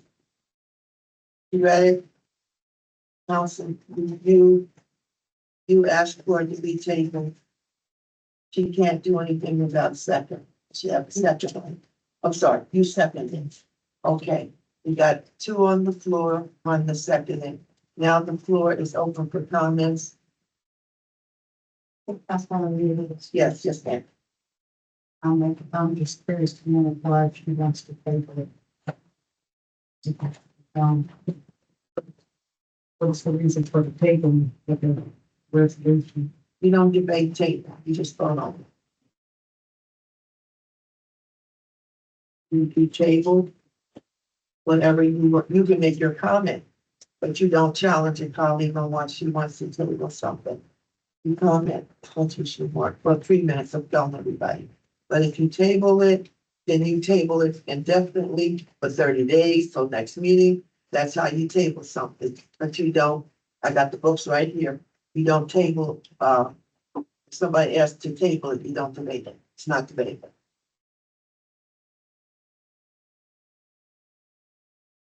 Comments? My next thing would be for how long? How long? That was not specified in the motion. Yeah, shoot. I'm sorry. Yeah. I would like to table this in the and my reason is because, as I was going through the resolution, I had 3 charters here. Oh, I got one at home. I got 3 different charters. Some of the stuff that's in the resolution is not in none of the charters. I remember, our previous, TA was given a spending limit of $2,500. And I remember that distinctly because she had a friend of hers come in and do a, assessment with our police department. And it was $2,500, and when she came back and did another assessment for $2,500, and when asked, she said her spending limit was $2,500, no questions asked. That's what I'm looking at right now. I think because we don't have a concrete charter, and there has been a lot of mention of sections of the charter in here, I don't know what's right, and we can't approve a resolution if we don't have sufficient information to say, yes, in charter, this charter, this is what it states. I went through and I checked, and I just can't find some of the references in the charter. I even have the big one where she mentions the code of ordinance. I have this here, and I went through it, and I couldn't find it. Even in section 208 and 218, it's nothing in there that says including the authority to vote only in case of a tie of the mayor pro tem. That's not in the charter. So I think right now, to me, because we don't have a concrete charter, that this resolution is not sufficient. So I don't know. I have three charters. We don't have a concrete charter. Not here. And we're gonna go back and yes, okay.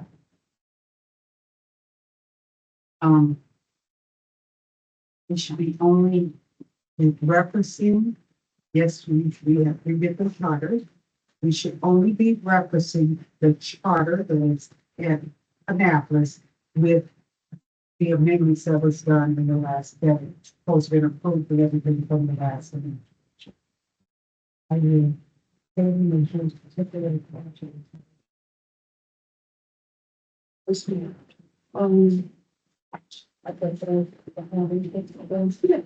Okay, it says tabling is used to temporarily pause, temporarily, not indefinite, temporarily pause a discussion on a motion due to the need to address an urgent issue or obtain more information.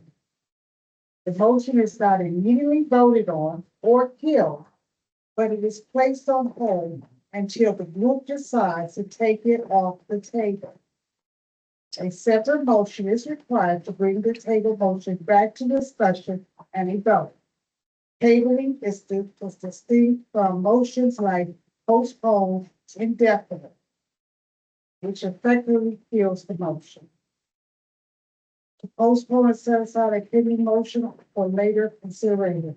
It's not a permanent dismissal, but rather a temporary pause, allowing the group to address more urgent matters or gather further information before revisiting the tabled motion. Tabled motion. That's something else. That's basically what I said. Yeah, that's basically what I said, but you cannot debate a table. That's what I said. So you explain what your question was. No, I explain, What's your- explaining because. Yeah. What you said, indefinite, it is not indefinite. You give a time period, and I'm gonna have to, so I'm looking at myself, so we both can go right along. But you can't take it. So I'm not gonna, yeah. So, there's a motion on the floor.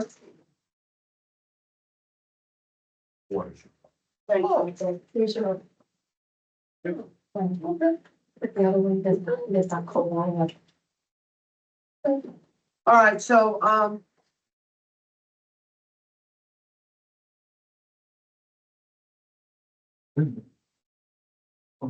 no. Councilman, you have something? I guess I'm just confused what's on the table with the word tables, but overall, I don't understand why we would table indefinitely, just as any other resolution. If there is amendments to be made or more time needed to look through and cross-reference. I mean, I absolutely understand that. And we can come back to another meeting and just and then make decisions from there. That seems reasonable to me. If we're tabling things because it's within a charter, the majority of our resolutions reference our charter. So to say we don't have a charter is just not true. We do have a charter that we must abide by that is in Annapolis. So that is what we reference to until we make official charter changes or we clean up charter amendments and it gets filed. So that's what the charter is. That's what we refer to.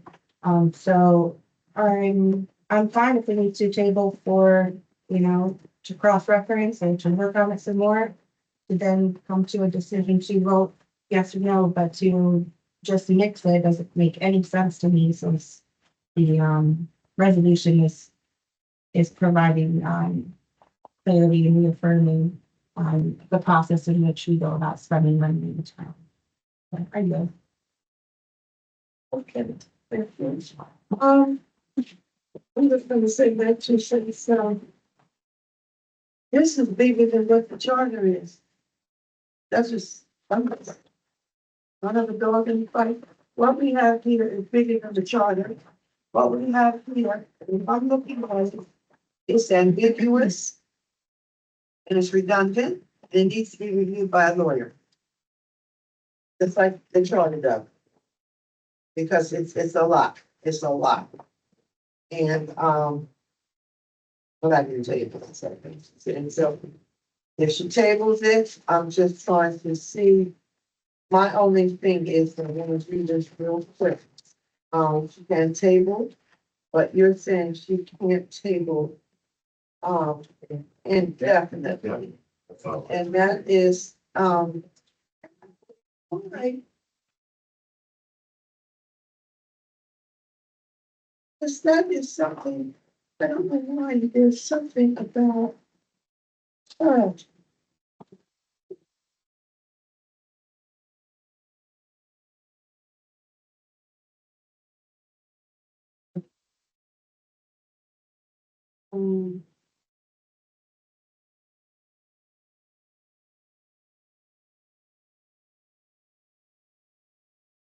I'm gonna have to call NML and ask them to give it to us in writing, but the table stands. But insofar as the amendment as it can be that would have to be done under an amendment, which is fine. But right now, the table is on the floor, there's a vote on the floor. But I truly, this is just me, nothing to do with this meeting tonight. I didn't, for some reason, I always thought you could table something, no matter what it is, indefinitely. And I don't mind saying if I'm wrong, but I don't,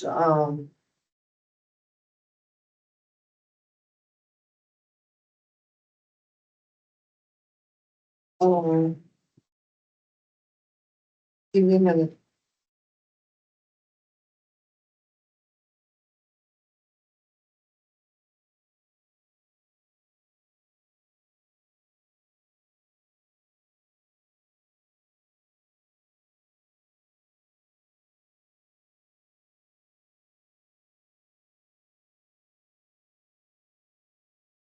So at this point,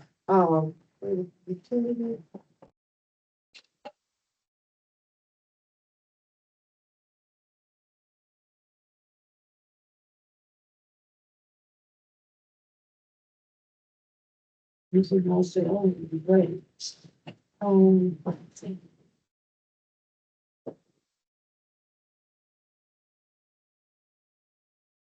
Okay, I'm gonna ask for him to give it to us in writing so the full council, but for now, it is tabled. What we're, the question on the table, and that's how I'm supposed to pose it to you from the presiding officer. The question on the table is can it be tabled indefinitely, or does it have to be a amount of time? Is that the question, council?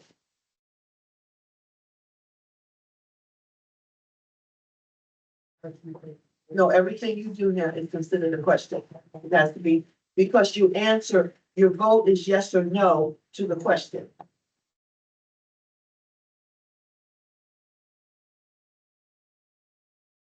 Even in here is the main question. Every other word is the question. Okay, so, you want to table it until we can get the specific amount of time and amend it accordingly? Or do you want to, stick to indefinitely? And I will get the answer. Please do. I want to table it until we can cancel it. Correct, yes. And so far as how long it can be tabled, because that is your motion. And that would, and at that time, she will be allowed to open, y'all, yeah, everybody can talk, but she will be allowed to come back to that motion once we get it, all of us, and I get it in writing. Back in writing, according to what I just read to the council, that, the time limit was supposed to be set. We are trying to be in compliance and doing things the right way. Yes. Then, do such. But there's a motion on the floor. That's her motion. Do you accept her? She has a motion. Sure, motion. She has a motion that she has said indefinitely. There is a challenge. That's a challenge. You are challenging that motion that she made because you're saying that she cannot say indefinitely. Okay. And you can do that. So what I'm trying to say is, it is not up to you or me to tell her what her motion is. It's up to you to offer something as an amendment if you want.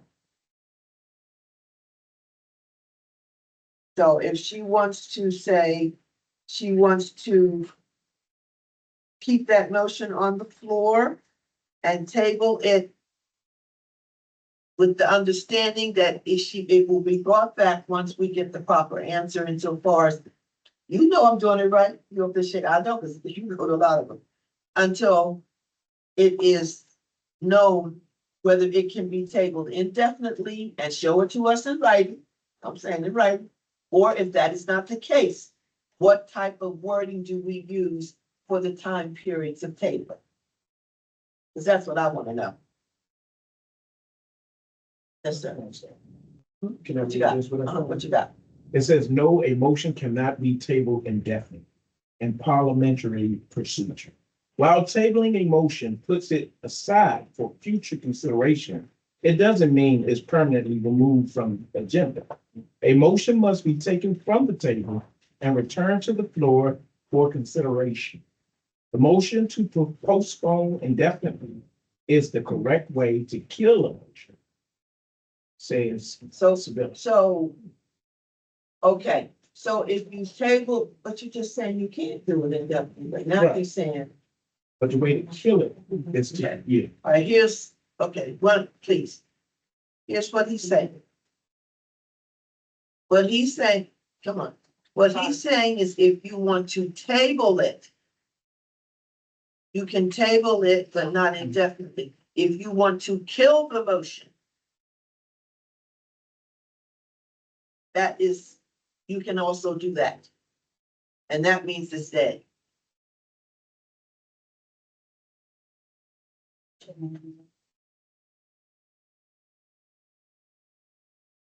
Councilmember Randall? I'm gonna give it 2 more minutes and that's it. I'm not gonna keep going back and forth. Okay, you've already had several turns, Councilman Amanda. Yeah, all I was gonna say is that the motion was to table it, and that was seconded. Can we go to a vote to table and keep voting? Yeah. Yeah, I'm asking, can we go to a vote to table it, especially since, you said we had to debate tabling anyways, and here we are debating it. And I requesting that we just go to a vote to table it, which is what the motion, the original motion was, that is seconded. Yes, ma'am. Can you call the vote on Would you what? like to speak?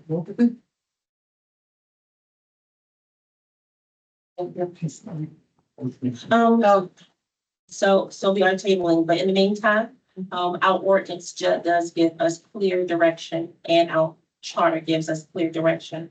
And this resolution was brought to council so that we could, rectify, and correct, the way we're doing business.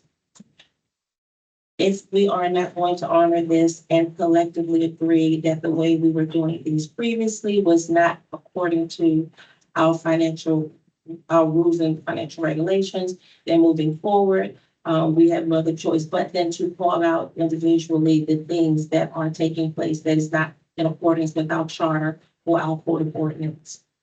Now, I did hear a colleague say that it was, a resolution was done.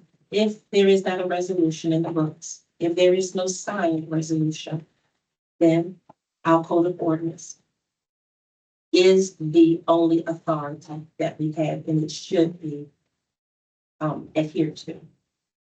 And our code of ordinance is exactly what's in this resolution.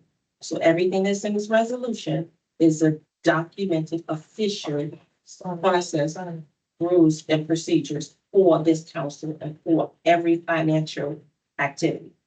And it will be addressed accordingly. You know that, right? And I'm trying to tell you. As we do. We may not agree, none of us, it's what another councilman says, but you cannot continue to debate. If someone puts that type of motion out, you voted up, you voted down. That's it. So call the vote. Councilmember Amanda Anderson? No. Councilmember Anita Anderson? No. Councilman, Mayor Pro Tem Chu? Yes. Councilmember, Ford? No.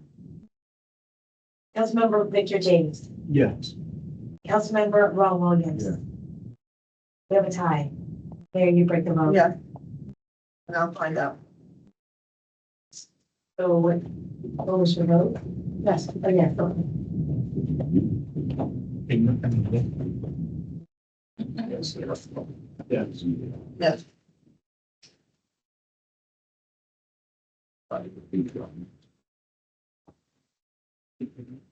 Yes.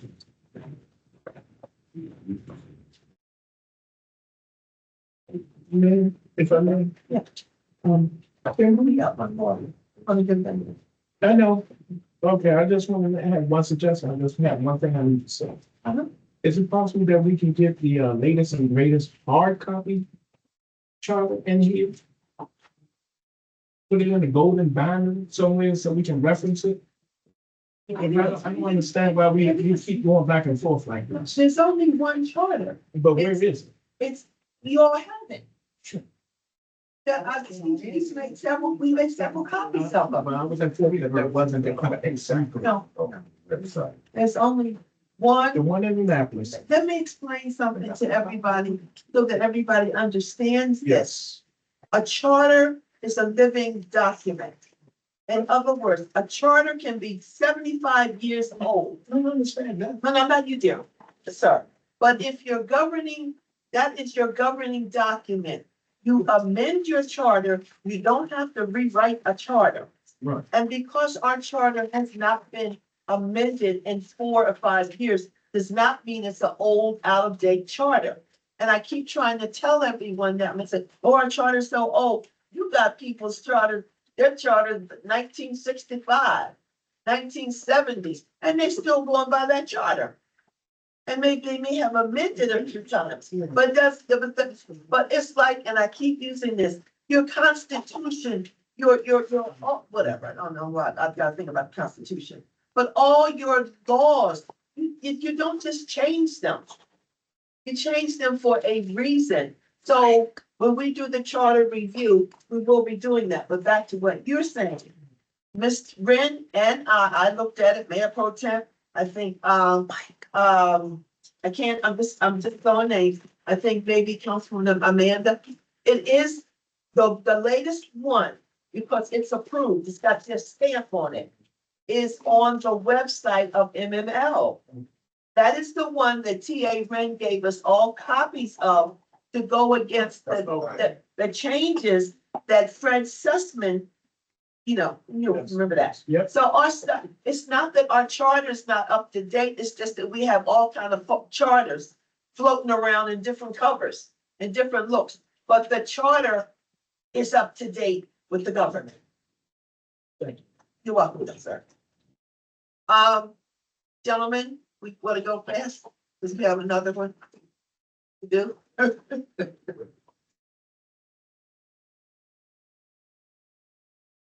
We'll do the recording first.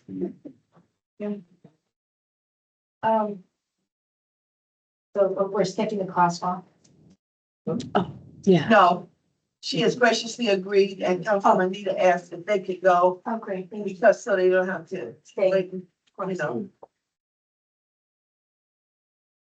Good evening, everyone. Good evening. Gonna give you a PSA report, we'll make this, it's gonna be very transparent. Okay, so my team and I, we did the SOPs. We have new SOPs. We wrote those. We are going to amend those to keep up with, Prince George's County's code. In order to do that, we can only go up on them, we do not go down. So anything that they have, we can add on to it, but we cannot subtract it. So that's what we've been doing for the last couple of weeks. We joined with Ms. Whitney and my team. We are trying to bring some new rules and some new regulations and trying to make things a little stricter around here so we can get the town Capitol Heights to be the better town in Prince George's County. So at this point now, we have been really concentrating on people putting trash in places.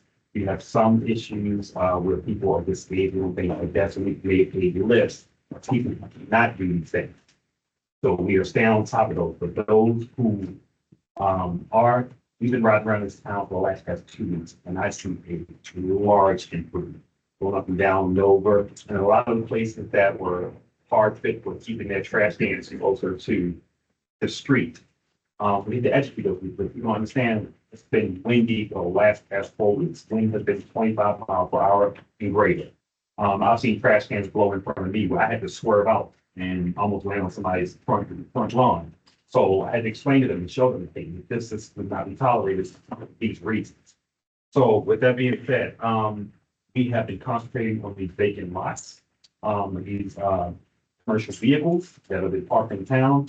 We've been very strict on those. I came up with a plan. I talked to TA about this a while ago. There's some, lots here. There's a construction company, up the road here who's willing to help out these guys that are parking in town to park their vehicles in a commercial setting, so it's not in residential setting. So this enables us to not have to, repaint the roads as often.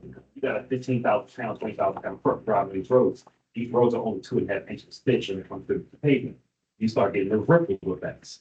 And what happens is you're replacing your roads instead of every 25, 30 years, you're replacing them every 10 years. So this should be the answer that Capitol Heights really needs. And we are really concentrating on that. We are really focused on those things. The vacant lots that have been unoccupied, we are on them strictly. We are sending them notices. If you do not have your stuff up and running within the next 30 to 45 days, we will send you a fine and forget. So these are things that we're doing now. We're trying to make it whereas people are responsible for their properties. And the only way to do that is to enforce the laws and make the laws a little more stricter so that people understand that you mean business. And like I said, with the we have one that's plumbing. They're trying to get people to understand that your plumbing in your home reflects or affects people in the town. I noticed I heard it was a big mosquito problem. So I went to certain residents and seeing that there's constant water running out of their homes. I concentrated on that. And that has been resolved for the most part. I have one more home that needs to be addressed. They are in compliance with that. They're saying, hey, we're gonna go ahead and get a plumber come out here so we can fix that problem. It's been an ongoing issue. So it wasn't always their problem. It's something that was prior to them leaving home. We are also dealing with another issue as far as there's a new boat orders to come out now for this county. You are not allowed to park a boat on a public street, nor can you have it in a residential area. So this is the new thing about to come out from Procedural. Yeah, they just put it out there. You cannot be able to park a boat in a residential area at all. But in a commercial area, but it has to be in a commercial lot on a trail. So these are things that we are concentrating on, we're looking at. My team also, we are also looking at some other things as far as illegal dumping. Notice that there's been a lot of illegal dumping, especially in the townhomes, because they feel though there's no light. TA is actually looking into that. We're looking about things like cameras to put down in those areas, so those areas can be surveillance, and we can prosecute them the right way. The only way to catch them is to catch them when they don't know, we don't know we look. So also, my plan is also to come down here. Myself, she had advised that we can come down here and sometimes work on the weekends just to see. I might have to come down here and work at midnight, sit down in an unmarked vehicle and see if anybody come down here with illegal dumping. Because that's when you're gonna catch them. You're gonna catch them between the hours of, generally, I would say after midnight to about 4 a.m. to 5 a.m. And sometimes during the weekdays, a lot of times they'll illegal dump around up to 7:30 a.m. in the morning. So these are things that we're planning. So I just wanted to bring that to you. Again, I see Capitol Heights looking so much better. I mean, when I first came here, I could see some of the issues, the trash can issues. I didn't notice them until it was really pointed out to me. Now I see what they're saying. So we will address that aggressively. People might get complaints called, but understanding that the complaint that you're getting is because we are aggressively approaching these individuals and residents saying, hey, if you want your town to look better, then do better. So until you do better, we're going to try to push you along. We're not going to attack you, but we're going to push you along and help you understand that it's the mindset. It's not how you live, it's where you. So that's all I have for this evening, and I'm going to turn it over. Oh, sorry. Questions from the council? Good report. Tia, you wanted to say something first? Yeah, I do. This is actually reflects basically the NSD and so forth. We did get additional camera. We got another 30K. So 70K now, basically to do surveillance camera slash basically out our plates. So we're gonna have additional cameras up throughout the town through Flock. And then that's gonna hopefully curtail the legal dumping everywhere. This is not just on HOA, there's the other parts of the town. Because we drove around, there's like areas that we need to really capture. In addition, just so you all know, we got the vacant lot reports, which I'm sharing with you all the links. That was done by, county, and it tells you how many vacant lots we have in the town, which is about 183. And what they suggest can be used for these individual vacant lots. I will be sending you guys the link and take a look at it. Let me know your thoughts, and then we can, reflect on how you want to move forward with that. In addition, I've also requested from PSA an itemized list of fines per month. So I want to know what has been done per month in terms of fines. So we can better understand our situation. That's it for me. Okay. So, do that. So I'm listening to everybody because I go. Because people who observe, come here, don't come back anymore. They tell me all these little things that they see. So I'm just trying to not point anybody out. I'm just trying to make us present better. So, did you have anything else to throw on the floor? Okay. Councilman James? Oh, yeah. Thank you for your report. Nice, comprehensive. Appreciate it. Question to you. Okay, we want the town to improve, we want it to look better. But we have a lot of people that are senior and disabled. I can't say that, but it's, I guess, my desire, and I think it would be more advantageous and effective if we have resources that we can provide to these people so they can come into compliance. Because just an incident that happened last week, my neighbor, she's disabled, and she had some work done, and I don't know if it was a fine or a warning, but she did receive a citation for a tub sitting in front of her house. Yes. Yeah, and she wasn't very good, and she said she thought the contract had moved it, but that's not much. Yes, sir. I was aware of that. Okay. And actually, I didn't find out until after the fact. Mhm. So I think, the next move is to find out who our disabled residents are. So that way we have a list and we can make the right determination of where we can do it. And the, piece of paper was not a fine, it was actually a friendly reminder of, do not have these things in yard. I actually ignored the tub, but I knew the tub was going to be something that somebody did. Because I saw the contract working. It was more of things that were inside. Yeah. So I discussed it with somebody else and they said they would help her out to move that. Actually advised me that she was compensated. And so I think from now on, I think we're gonna have to find a list of all of the city residents and understand when we go to those homes and have that conversation with them, okay, what can we do to help you for make your life easier? So that's the way I'm going. Thank you, sir. Are you understand? Yes, sir. Councilman Floyd? Something. That's the new Councilman Couple things. First of all, have you all even discussed or thought about what would define disabled? I mean, I can understand about disabled, but I have a few neighbors up in my block. They can walk, but they're elderly or they have some restrictions. So what's going to define disabled? Because for that matter, I can say I'm disabled. I think we need to look at that, like what's going to define disabled. I know I keep saying this thing, and I'm going to keep saying it until I see it. I still think that a letter needs to go out to all of the residents, explaining to them about code enforcement, because it's been years that a lot of things have gone undone or haven't been enforced. So now you all are out doing that, which is great. But people don't know where do these come from? So send out a letter and let them know we're out here, we're doing report cards or whatever you want to call it. These are what we're looking for. This is what it's going to cost. At least if your grass is over 12 inches, it's going to cost you, you're going to get a fine, and it can run you anywhere from $50 to $100. You got 30 days to correct it. or you're not, if you keep continuously not taking your trash cans back, this is what's gonna happen. You know, we got some homes around here, people that had a tarp on their roof since God knows when. How long that tarp gonna stay up there? I'm granted, I understand roofs cost. But you don't be a homeowners homeowners insurance. So, you know, it's stuff like that, I think that needs to be, put in the community, educate our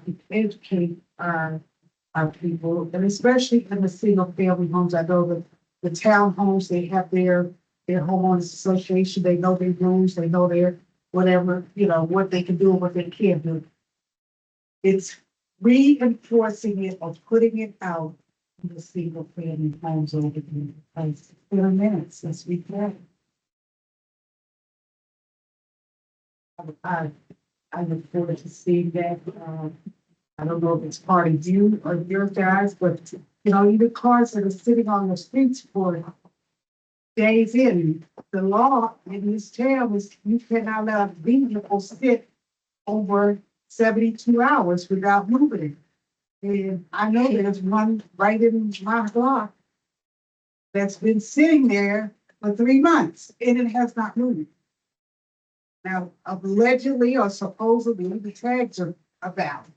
However, that car has not moved.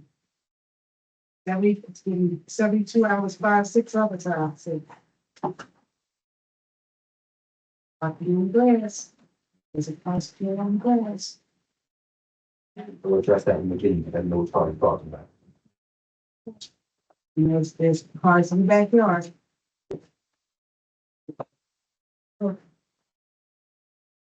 I yield. Okay. Person four? Thank you for your report. I appreciate you, keeping updated on what's happening in the county and sharing it with the board. Thank you. Dear Coach Chu, President Chu, appreciate the report. I kind of agree with Councilman. I know you could tell the other night. I think also what they do, some of the residents on the older side, they wait until you guys get on it because it looks like a commercial. It's just like I'm in a commercial warehouse. You see all these commercial trucks parked, especially down on Document. When I come out Capitol Heights Boulevard, on the left-hand side, there's a lot of commercial vehicles there after a certain hour. And also, even though we do live in a town hall community, there are still rules and regulations that we must follow when it comes to the town. We have exceptions in the town hall, and that's only because we can't paint our houses just color or things like that. But whatever rules the town have for the single family home are the same rules that we have for town homes. And I do see, I'm sitting in the trash can, but we still got ways to go, but it's a lot better. And I appreciate the work that you do. I really. Okay. Councilman Amir? Thank you for your report, thank you for being here. I have no comments or questions. Okay. All right, thank you. Mr. Gibson, you're like, oh. I always remember that huge head that was on the screen that time. Thank you so much, Mr. Mike. Thank you. Thank you. I just have a question. Miss Friend? Yes, We always have a policeman here yes. at our meetings, so I'm Yes. just wondering what's going on with that? I apologize. I would follow up with him. Again, I should have been service today because he's off the phone, so he cannot make it. I'll make sure going forward. Going forward, I'll make sure that the police officers are here. I'll make sure. I'll message him right now. I'll make sure. Oh, yeah. Yeah. Oh. Okay, well, we have no one. Well, But going forward, I'll make sure there's always somebody here. but we got you. I got it. Got me.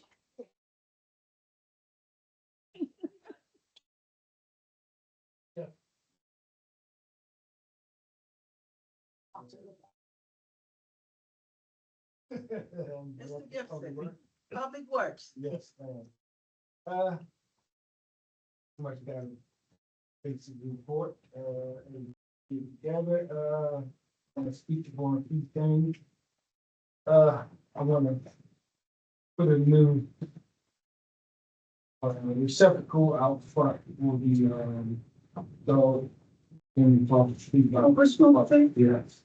And a couple of the residents are putting all the feces in the trash. So it's something I want to fix. My supervisor regarding that matter, cleaned up the check. The overslot has been paid and cleaned. Looks much better. I thank all of y'all for allowing that to be taken care of. 601. Public Works team has completed the clean out. And we're in the process of everything being taken care of down there. That is all, clean and ready to go. The community event, we have a clean up, campaign going on. That's gonna be this Saturday. I hope everybody, make sure they put the items out, make sure that the springtime is all clean and ready to go, and hopefully that'll help some of the, excessive debris being dropped in other locations, but I think a lot of that stuff that's being dropped is definitely not coming from the residents. That's more coming just from my outside. Even in the townhome, we found a lot of tires that people just starting, leaving. Christian's family also has always put up no dumping sign. It's very, very stringent sign, 30,000, 10,000 dumping. It's just. No, the camera didn't. Transportation, I want to say that I spoke to Pete yesterday. Our bus is at services, they're waiting on one marked light, and we will have. As y'all know, it was nice enough with TA to give the town the van, so the van has been going out, helping the residents out, taking them around, making sure they get around, but we will officially have the van back to see that.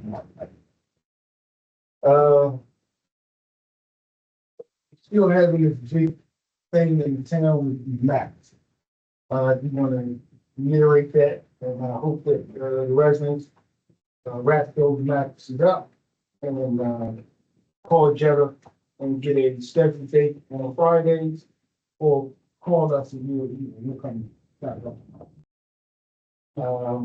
Business licenses, which we have been sending out reminders to all the businesses in the town to renew. That is scheduled season time, and trying to do it in advance. Make sure we generate money and make sure that everybody's up to the time.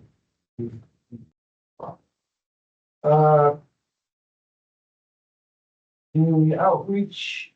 They walked the other day and gave some residents offering support. That was a very nice event. I went short with them, and I turned it up. Let's be honest. Don't wait to tell you. Yes. Cypress, I had a meeting with the company the other day to try to get another ADA compliance machine over in the police department, and to get some type of training for it, just in case we have any incidents in the town. We can always help our residents and our employees. Vehicle branding, the mayor and council has given the town some new vehicles. We did find an affordable company to get everything all labeled up. The town van is all labeled up, and the code car and the other vehicles. We need to very fun. And I want the rest is I just wanted to thank you all for the time we spent on the vote the other day with the residents. I really enjoyed myself, and I wanted to let you all know it was nice to be able to see the residents of the town in different lights, and for them to not be just the person on the phone that's calling because they had a complaint for behind. it was nice to get to see them all in the light. And I want to thank you all for that. So, I'm finished with my report. I want to add to this report, Mr. Gibson came up with a great idea for the, bring up and clean up. Instead of having those dumpsters, last year was too small, this year it's like larger, but we can't leave it overnight because Sunday, Palm Sunday, we just can't have people dumping all kinds of stuff into it. He actually talked with Jetta or the company that's gonna do this, they're gonna bring their trucks, is that how they're gonna do it? Yeah. Can you explain to them? That way it's actually even bigger than what we had last year and before, and they'll be able to crush everything and take it away as soon as it's Yep, as soon as the bid is over, they'll be able to just drive the truck away, the other trash company is giving us a great deal on Yeah. the, trash trucks, we're going 3 trash truck at a central location, which being the lot down here where we, go for our events. The location on Launchmark next to the park. And, Windsor down, I think it's London Wood. We're 6 locations there. Yes, in London Wood at the grade. So it'll give us plenty of good space and, Public Works Department will be helping the elderly as far as if they have items that they can't, bring to the trucks to get crushed and taken away. They'll be helping them bring those items, to the, location. But we will not be going in anyone's home. That will not be happening. And then that truck, because it's mobile, it's actually gonna be easier to maneuver. Yeah. And at the same time, because we called in all the other dumpster company, they all wanted just like, oh yeah, don't worry about it. We'll put a cover over it, we'll come pick it up Monday. We don't want that. I You know, don't know what's in those dumpsters. I don't want things to, whatever, right? No. So this is better. So basically, when it's you trash it, they pack it up and they're gone. So that stuff, trash is out of our city. There you go. Versus just sitting there over the weekend. No thank you.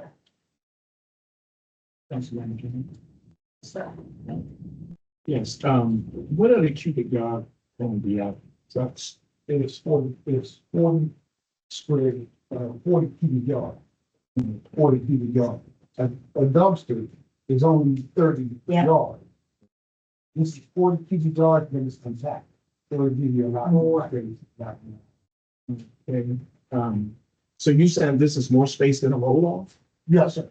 Yes, sir. And I don't physically see that, but, Yes, sir. okay, and how many trips do they offer us?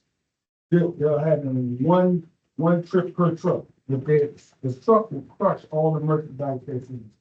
Okay, If you I don't support that idea, but, okay. Okay. I'll see how it turns out, but I don't see that working. But Okay. I'll trust your judgment this time. Okay. We'll see for how it works. Yes, sir. It was nice. I'm glad you enjoyed the, Spirit of Washington trip. It was good to see you in another light. Yes. Sir. Yeah, for all the hard work you do. Yeah. Yeah, and see you enjoy yourself. So that was a pleasure. You had fun with the citizens and all. Good thing.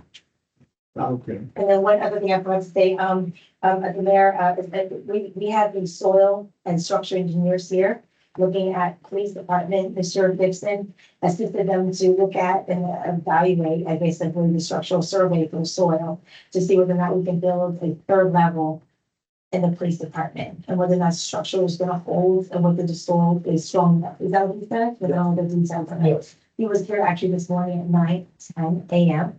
We met him over there and he did his work and he'll provide us with a survey and what the results may be.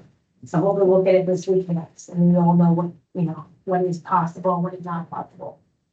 And we're still waiting for those signs to be up very soon, hopefully this week, and I'm totally excited. Totally excited. Sorry. Yes, please.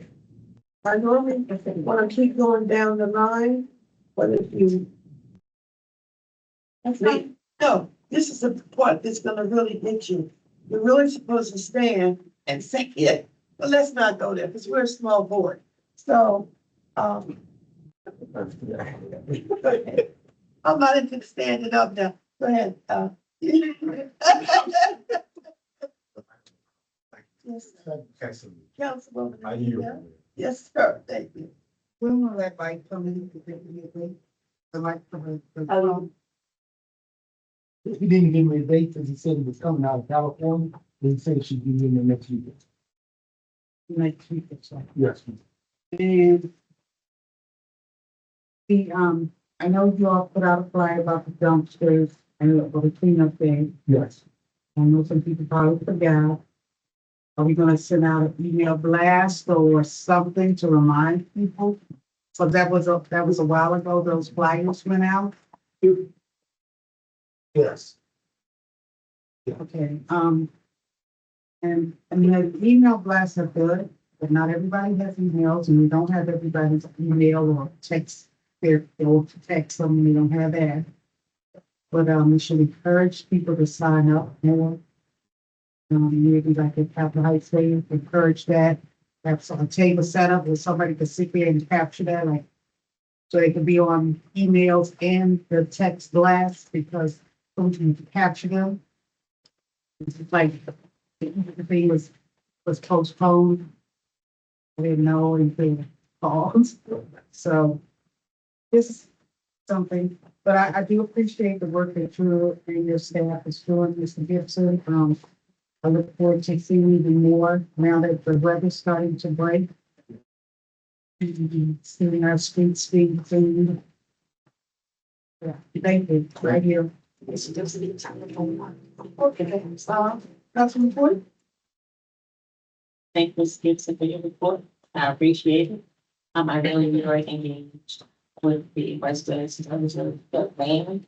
Have we updated some of the lists that you had for the Metro, all of us, we on, look, all of us, have you contacted on some of the other senior residents about the van that's in operation now to go around? Oh, sure. Yes. We have been reaching out to other residents within the town, and we also make sure that definitely does go on our email blast, that we have a vehicle. But our van is back up in motion, and we'll make sure that we try to reach out to the more of the residents within the town. We have 30, I'd say a good 20 residents that use it on a regular, but I really like them to, get more participation. Because really want to get the seniors to go out and to do more moving around. Thanks. Yes. So I look forward to your plan, how we're getting the information. But thank you for everything that you do. Always on point, our residents know we do fabrication.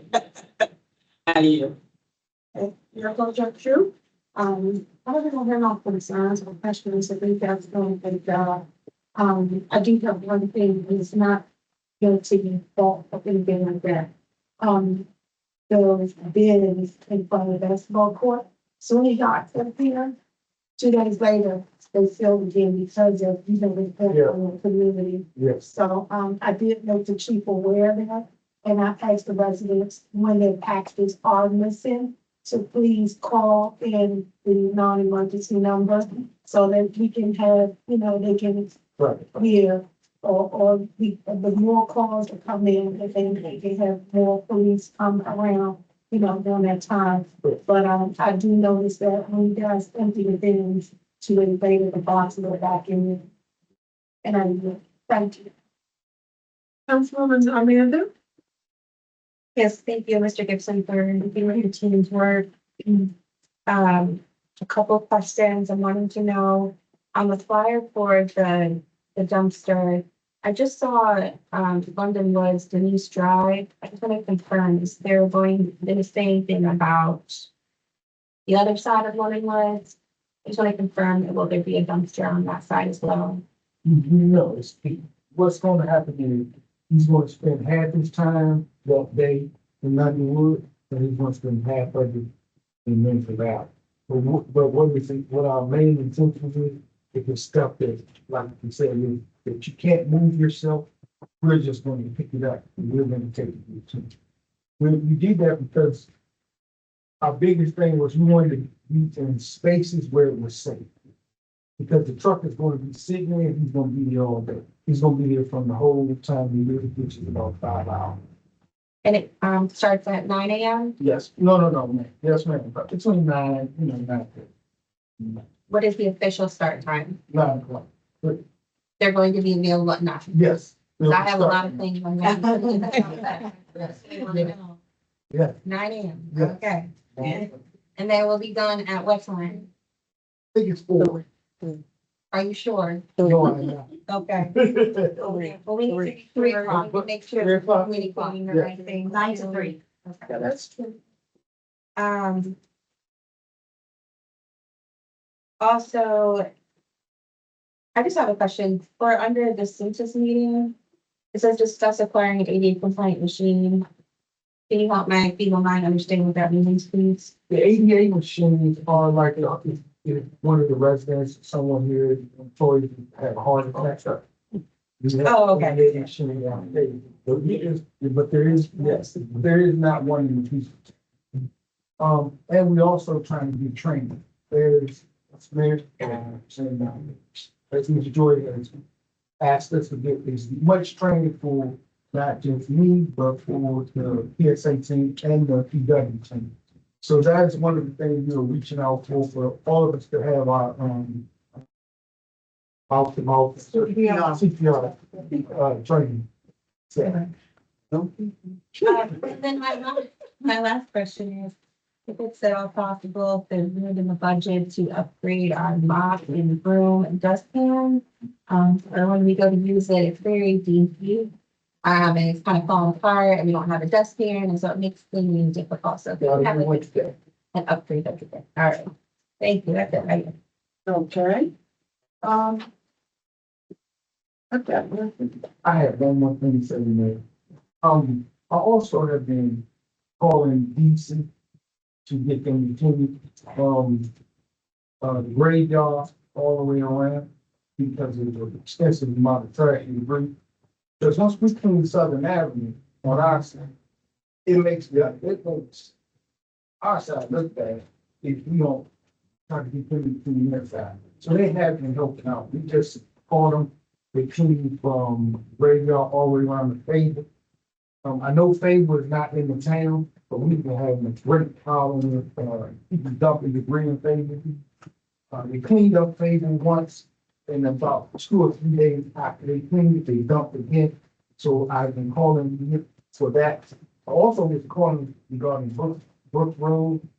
I got them to got the county to pick up the trash from Old Central all the way up to like the 900 block. There from 1200 block all the way up to the top where right from the townhouse all the way to the top of the hill. I also requested for them to cut the shrubbery back anywhere from 2.5 to 4 feet. Because the vines and debris hang over far enough where they're straight in the town, past the pedestrian cars and stuff. They did put that in, they told me that they would be out probably in the next week. So to do that, they cleaned up the trash, they picked up the trash, but they haven't cleaned and cut the stuff. So it's in the mix. So it was just another thing I was trying to spend time. But I drove you crazy. Well, you won. And I'm glad. No, I'm glad because that side of the street, and you took care of it. Yes. That side of the street was ridiculous for those people that have to live like that with that filth, and that's in our town. But when you went over and beyond, if you said you did the other side, I'm very happy. Yeah. And, you know, they didn't come out, the county was supposed to come out and clean that filthy part of Old Central. That's Maryland 332, where, you know, they came, didn't do the work. So here's my thing. If you got it, I'd appreciate it. Because that turn where we turn, even though that's not the town proper, it is a filthy eyesore when people come down and see that area. Yeah. And I know y'all keep the little middle part clean, and that's not your job. Correct. But whatever you can do to do that, like you're working on the other end, Yeah. would be appreciated. Because this is still the home of all of us in this room. Correct. And that is ridiculously nasty. Yeah. And I'll tell you something that I saw that I could not believe. I was going up some back street to Ritchie Road, for my car thing. It was up, once I took the GPS, and this is the worst I've ever seen. I don't know who we would call. I'm just curious. It was nothing but mattresses, sofas, dead trees. I've never seen anything look that bad, and that's the truth.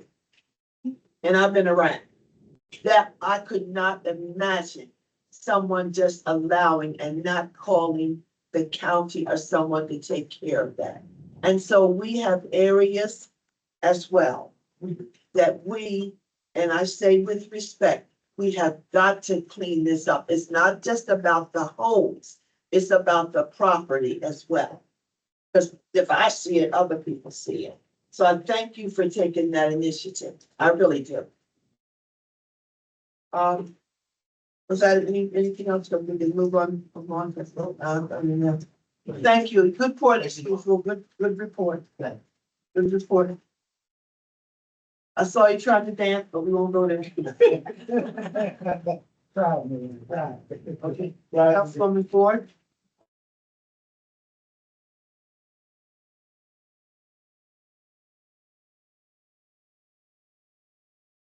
Did I mess up? Okay, I jumped back. Okay, Councilwoman Ford, okay. Townwide crosswalk resolutions 2025. Okay. Many streets in the town, the Capitol Heights especially, the hilly ones, lack adequate crosswalks. Therefore, I'm presenting to the mayor and council crosswalk initiative. The project, I will lead with the community engagement and sustainability committee in collaboration with the town administrator and neighborhood services department. The goal is to create safer, more walkable streets, promote environmentally friendly transportation options, and enhance the overall well-being of the county Capitol Heights residents, contributing to a more sustainable community.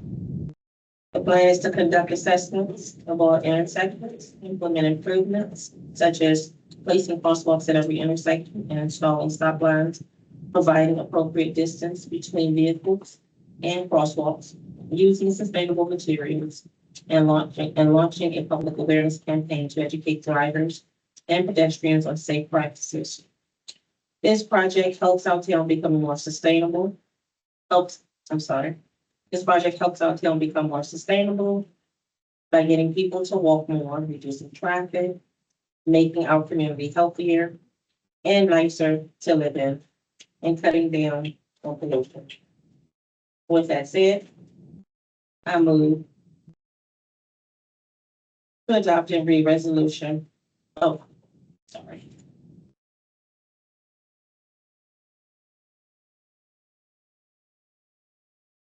Resolution 2025-9, a resolution for implementation of the townwide crosswalk initiative to create safer, more walkable streets.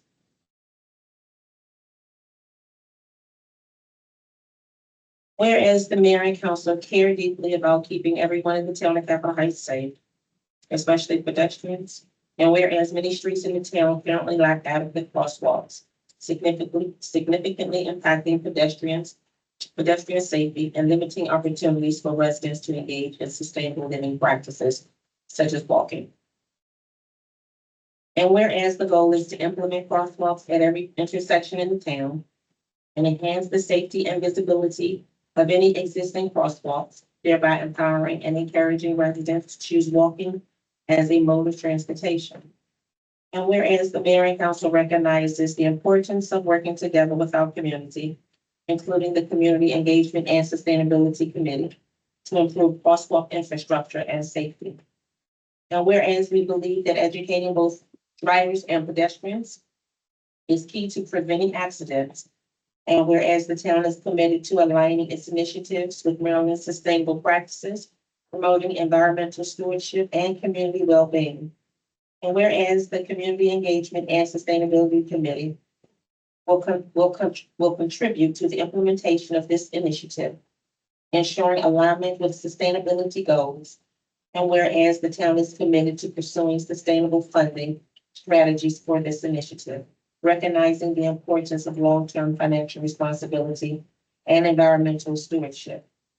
And now therefore be it resolved by the council that the town commits to creating crosswalks at all intersections and improving existing ones through community partnership, education, and sustainable practices to encourage safe walking and enhance pedestrian safety. Furthermore, be it resolved that the chair of the CSC is in collaboration with the town administrator will oversee a prioritized review of all street corners, working with neighborhood services and police departments, and using input from the committee to determine where new and improved crosswalks are needed, considering sustainability and accessibility. Further be it resolved that the chair of the CESC, in collaboration with the town administrator, will coordinate with the Neighborhood Services Department to develop and implement a plan for these crosswalks, incorporating the committee and committee input and focusing on clear markings, good signage, bright lighting, and removing obstructions, and where feasible, using sustainable materials.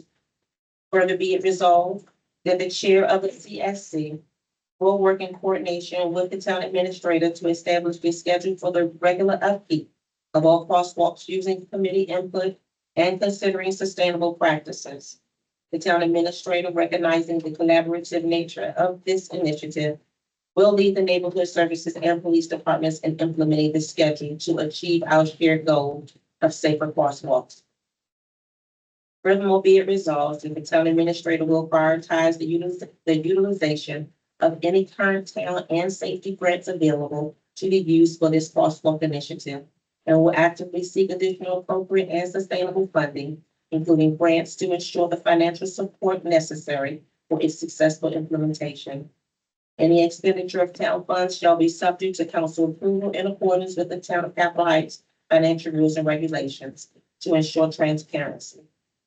Further be it resolved that the Community Engagement and Sustainability Committee, thereby its chair, will be key to this initiative, contributing to the review, plan, and education efforts in close coordination with the town administrator.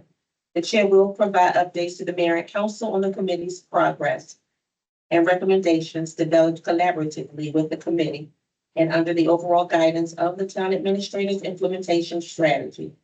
The chair will also serve as a key point of contact for communication with the town administrator on this initiative. Further be it resolved that the Community Engagement and Sustainability Committee will work with the police department and local schools to create and promote a public awareness campaign on the benefits of using crosswalks for pedestrians and recommend sustainable transportation ideas for drivers. The chair of the CSC will provide overall direction and guidance in working with the town administrator.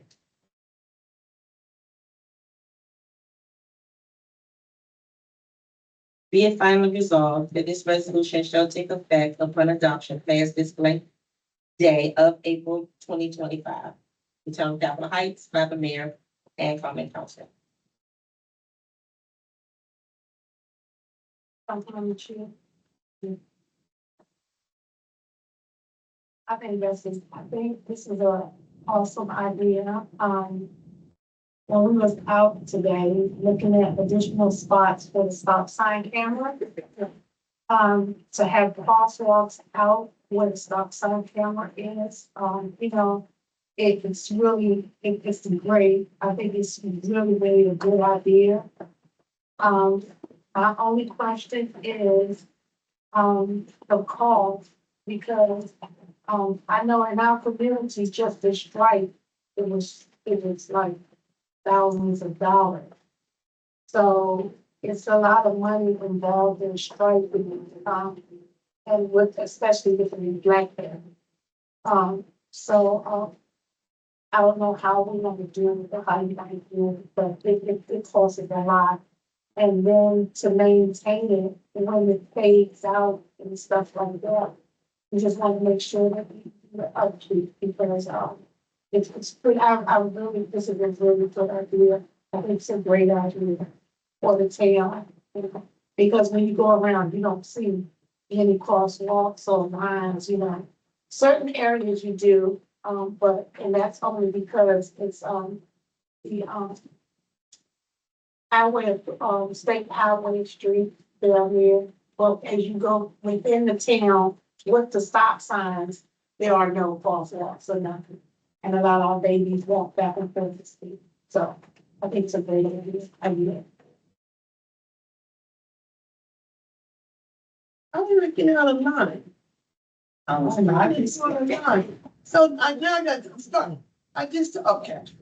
Okay. Let me start. Okay. Councilwoman Amanda. Yes, I think it's a great initiative. think it would bring positive, it would bring a positive effect to our, especially our walkers in the town.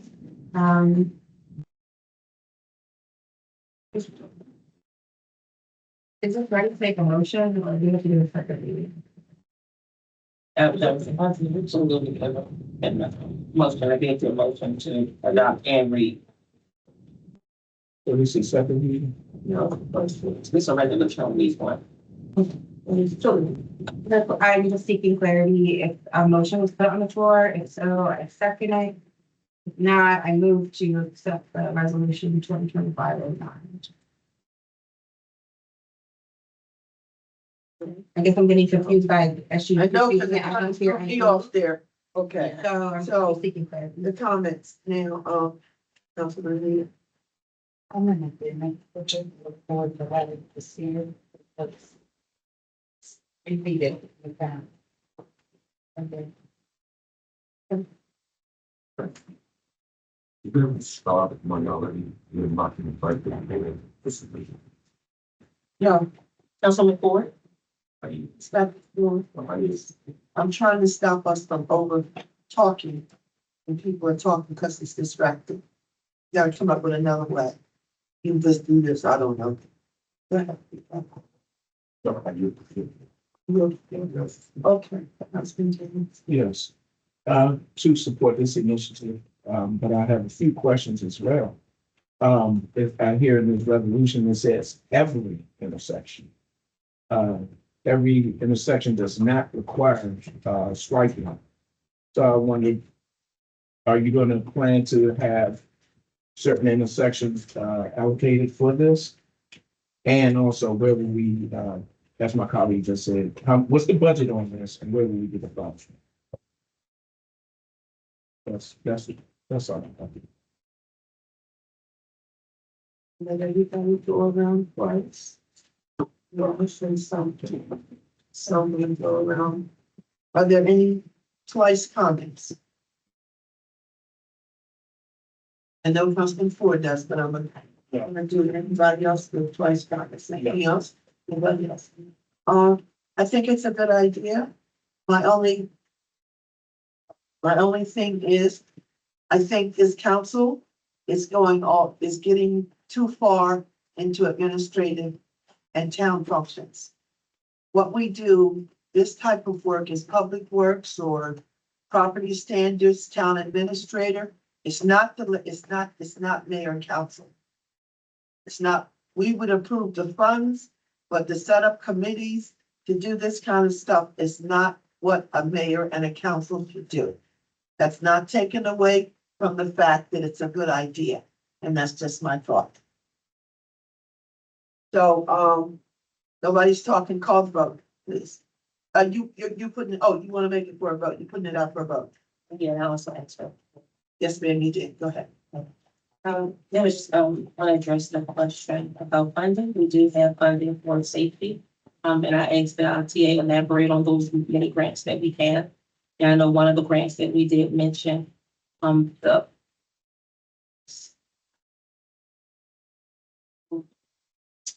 camera.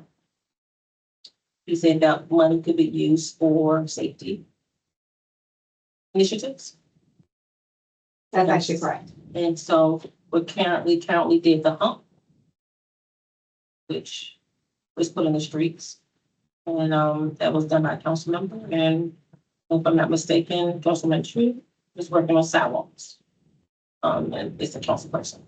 And that's an initiative. No, I'm not talking about an initiative. So these initiatives are not only done by neighborhood services department. It's an initiative that was done by council members, and this is just the first that I've ever heard that since I brought this sidewalk initiative up.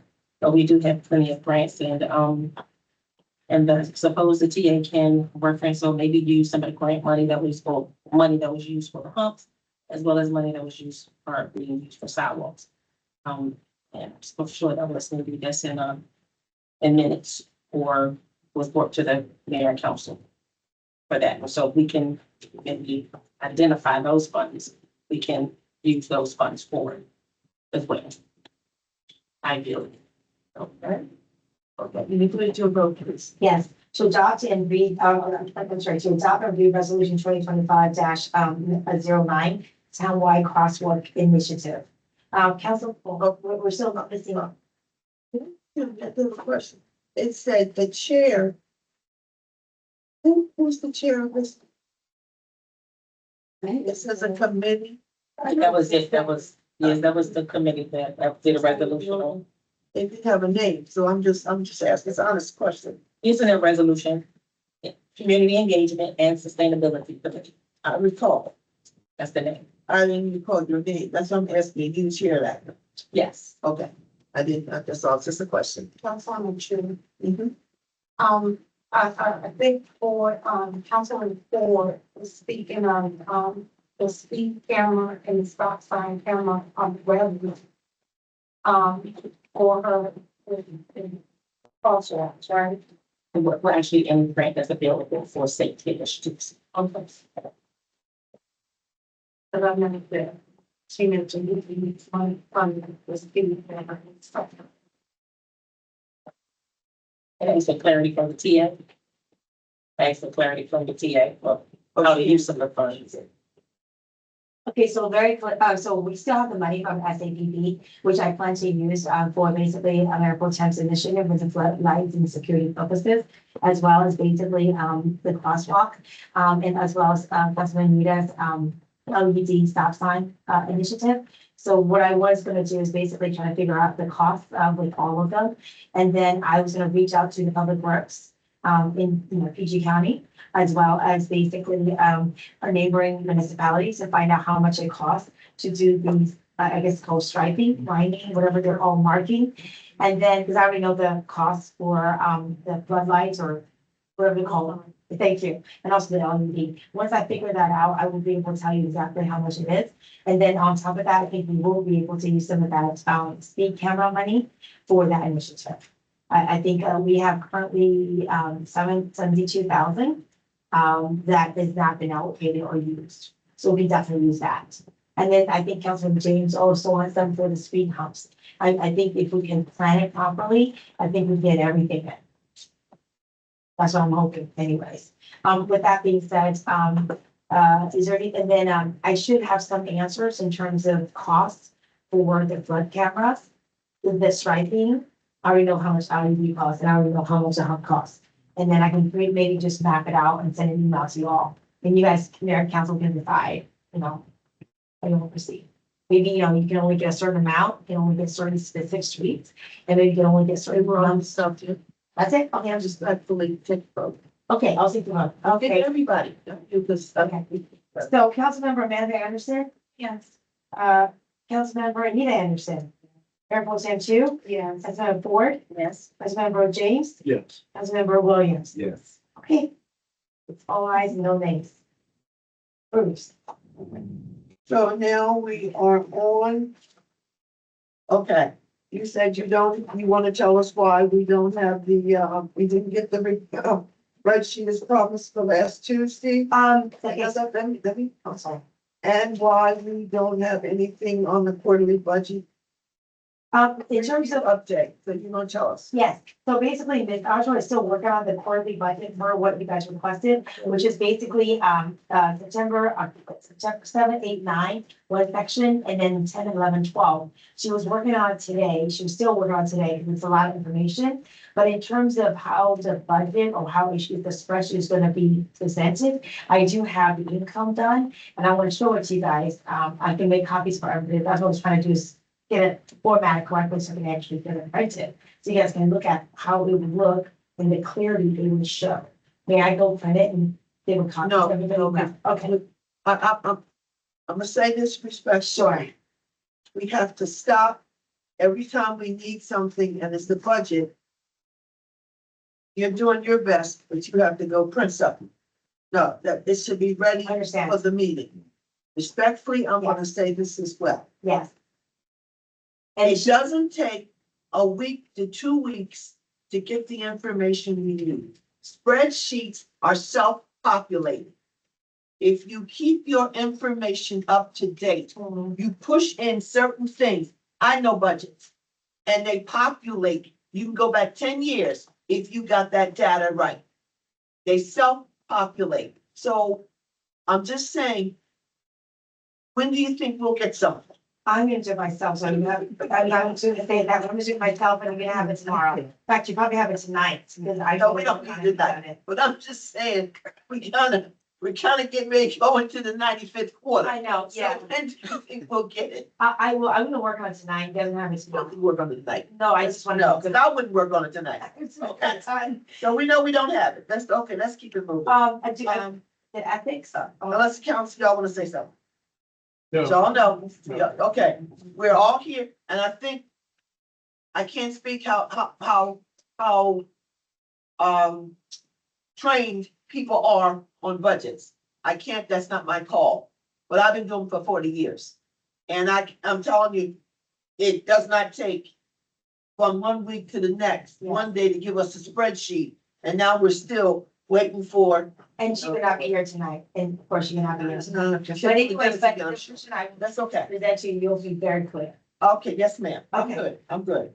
All right, so, on the MAG, now this is only about 2 years old. So I'm throwing everybody under the bus because I'm a comedian. But what's the word on the emergency evacuation plan? The last, basically, what we discussed it was that, Deputy Chief Hodge at the time was gonna work on it, was working on it. I did follow up with, Chief Magassouba. He says he did talk to Deputy Chief. Deputy Chief said he doesn't know where it is, or you have to start over. TA Brand, Yes. the problem, what is the plan? The plan is that we're gonna have to do it ourselves and then get it done.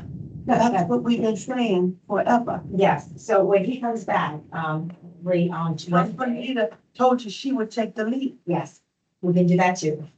not her job. No, She said, didn't you say you take the lead? Okay, and we Okay. still don't have it. Okay, and here's my last one. Ethics Commission. I think I saw a little letter. I like that. Okay, go ahead. Okay, just so that you know, for the Ethics Commission, I did follow up on the doctor that basically was interested in it. She never responded at all. I sent her 2 emails. I copied you on it. She might have just gotten busy. I would try again. But we did have joined the Ethics Commission. The Ethics Commission application is actually on the website. Councilman Amanda actually had it set up since February 2024, because I have an email here from her saying that's all done. Actually, no, let me give you exactly. At this point in time, we just need everybody to get out there and then, yeah, February 23rd, 2024, 4:36 PM, Councilman Amanda had this done. Or posted onto our website. We need to get our residents on it. Pitch. Yeah, I can give you some ideas. Everybody on this council, I can give you some ideas. and that would be great, Okay, okay? all right. Okay, so now where we are now is thanks to, Councilwoman Ford. Got it. Oh, I didn't see it. Mayor and council comments. Which end am I going? Councilman James? Oh, yeah, I've been volunteering in the services ever since I've been councilman. Right, you guys keep overlooking, but nevertheless, I qualify to do evacuation plans. So, it's like, Oh, yeah, contrary to popular beliefs, I'm sorry. you guys have no confidence. I always get to vote with no confidence, but I can do the evacuation plans for you. Do it. Okay, Is that okay? and we can get them Do certified. it. We can get them Please. certified by Do it. fire. Okay. Do it. So Thank you. I'm gonna follow Do it. Do We're it. gonna do this, ready? Awesome. We got it, Councilman Need on several other projects. Just do it, please. Yes, ma'am. Please, just do it. Yes, ma'am. Sure. Thank you. I am presiding chair now. Yes, ma'am. Okay. Okay, thank you. Anything else, sir? No. Go ahead. No. Okay. Councilman Williams. I have no comment presiding chair. No comments? Okay. Councilman Anita.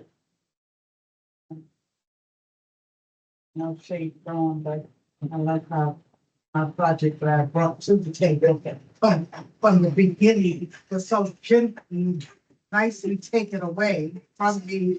But nevertheless, because I did bring it, because beforehand, nobody had even thought about, we didn't have an evacuation plan here. So And we were supposed to be working with the fire department, Yes. and that being said, but, so be it. Okay, that was it. Yo, you beat me up. I didn't mean no harm. I thought I was trying to help. There. I have Presiding. Providing whatever title it is. Yeah. I. It's not. You work for whatever you want to call it, I just made a point.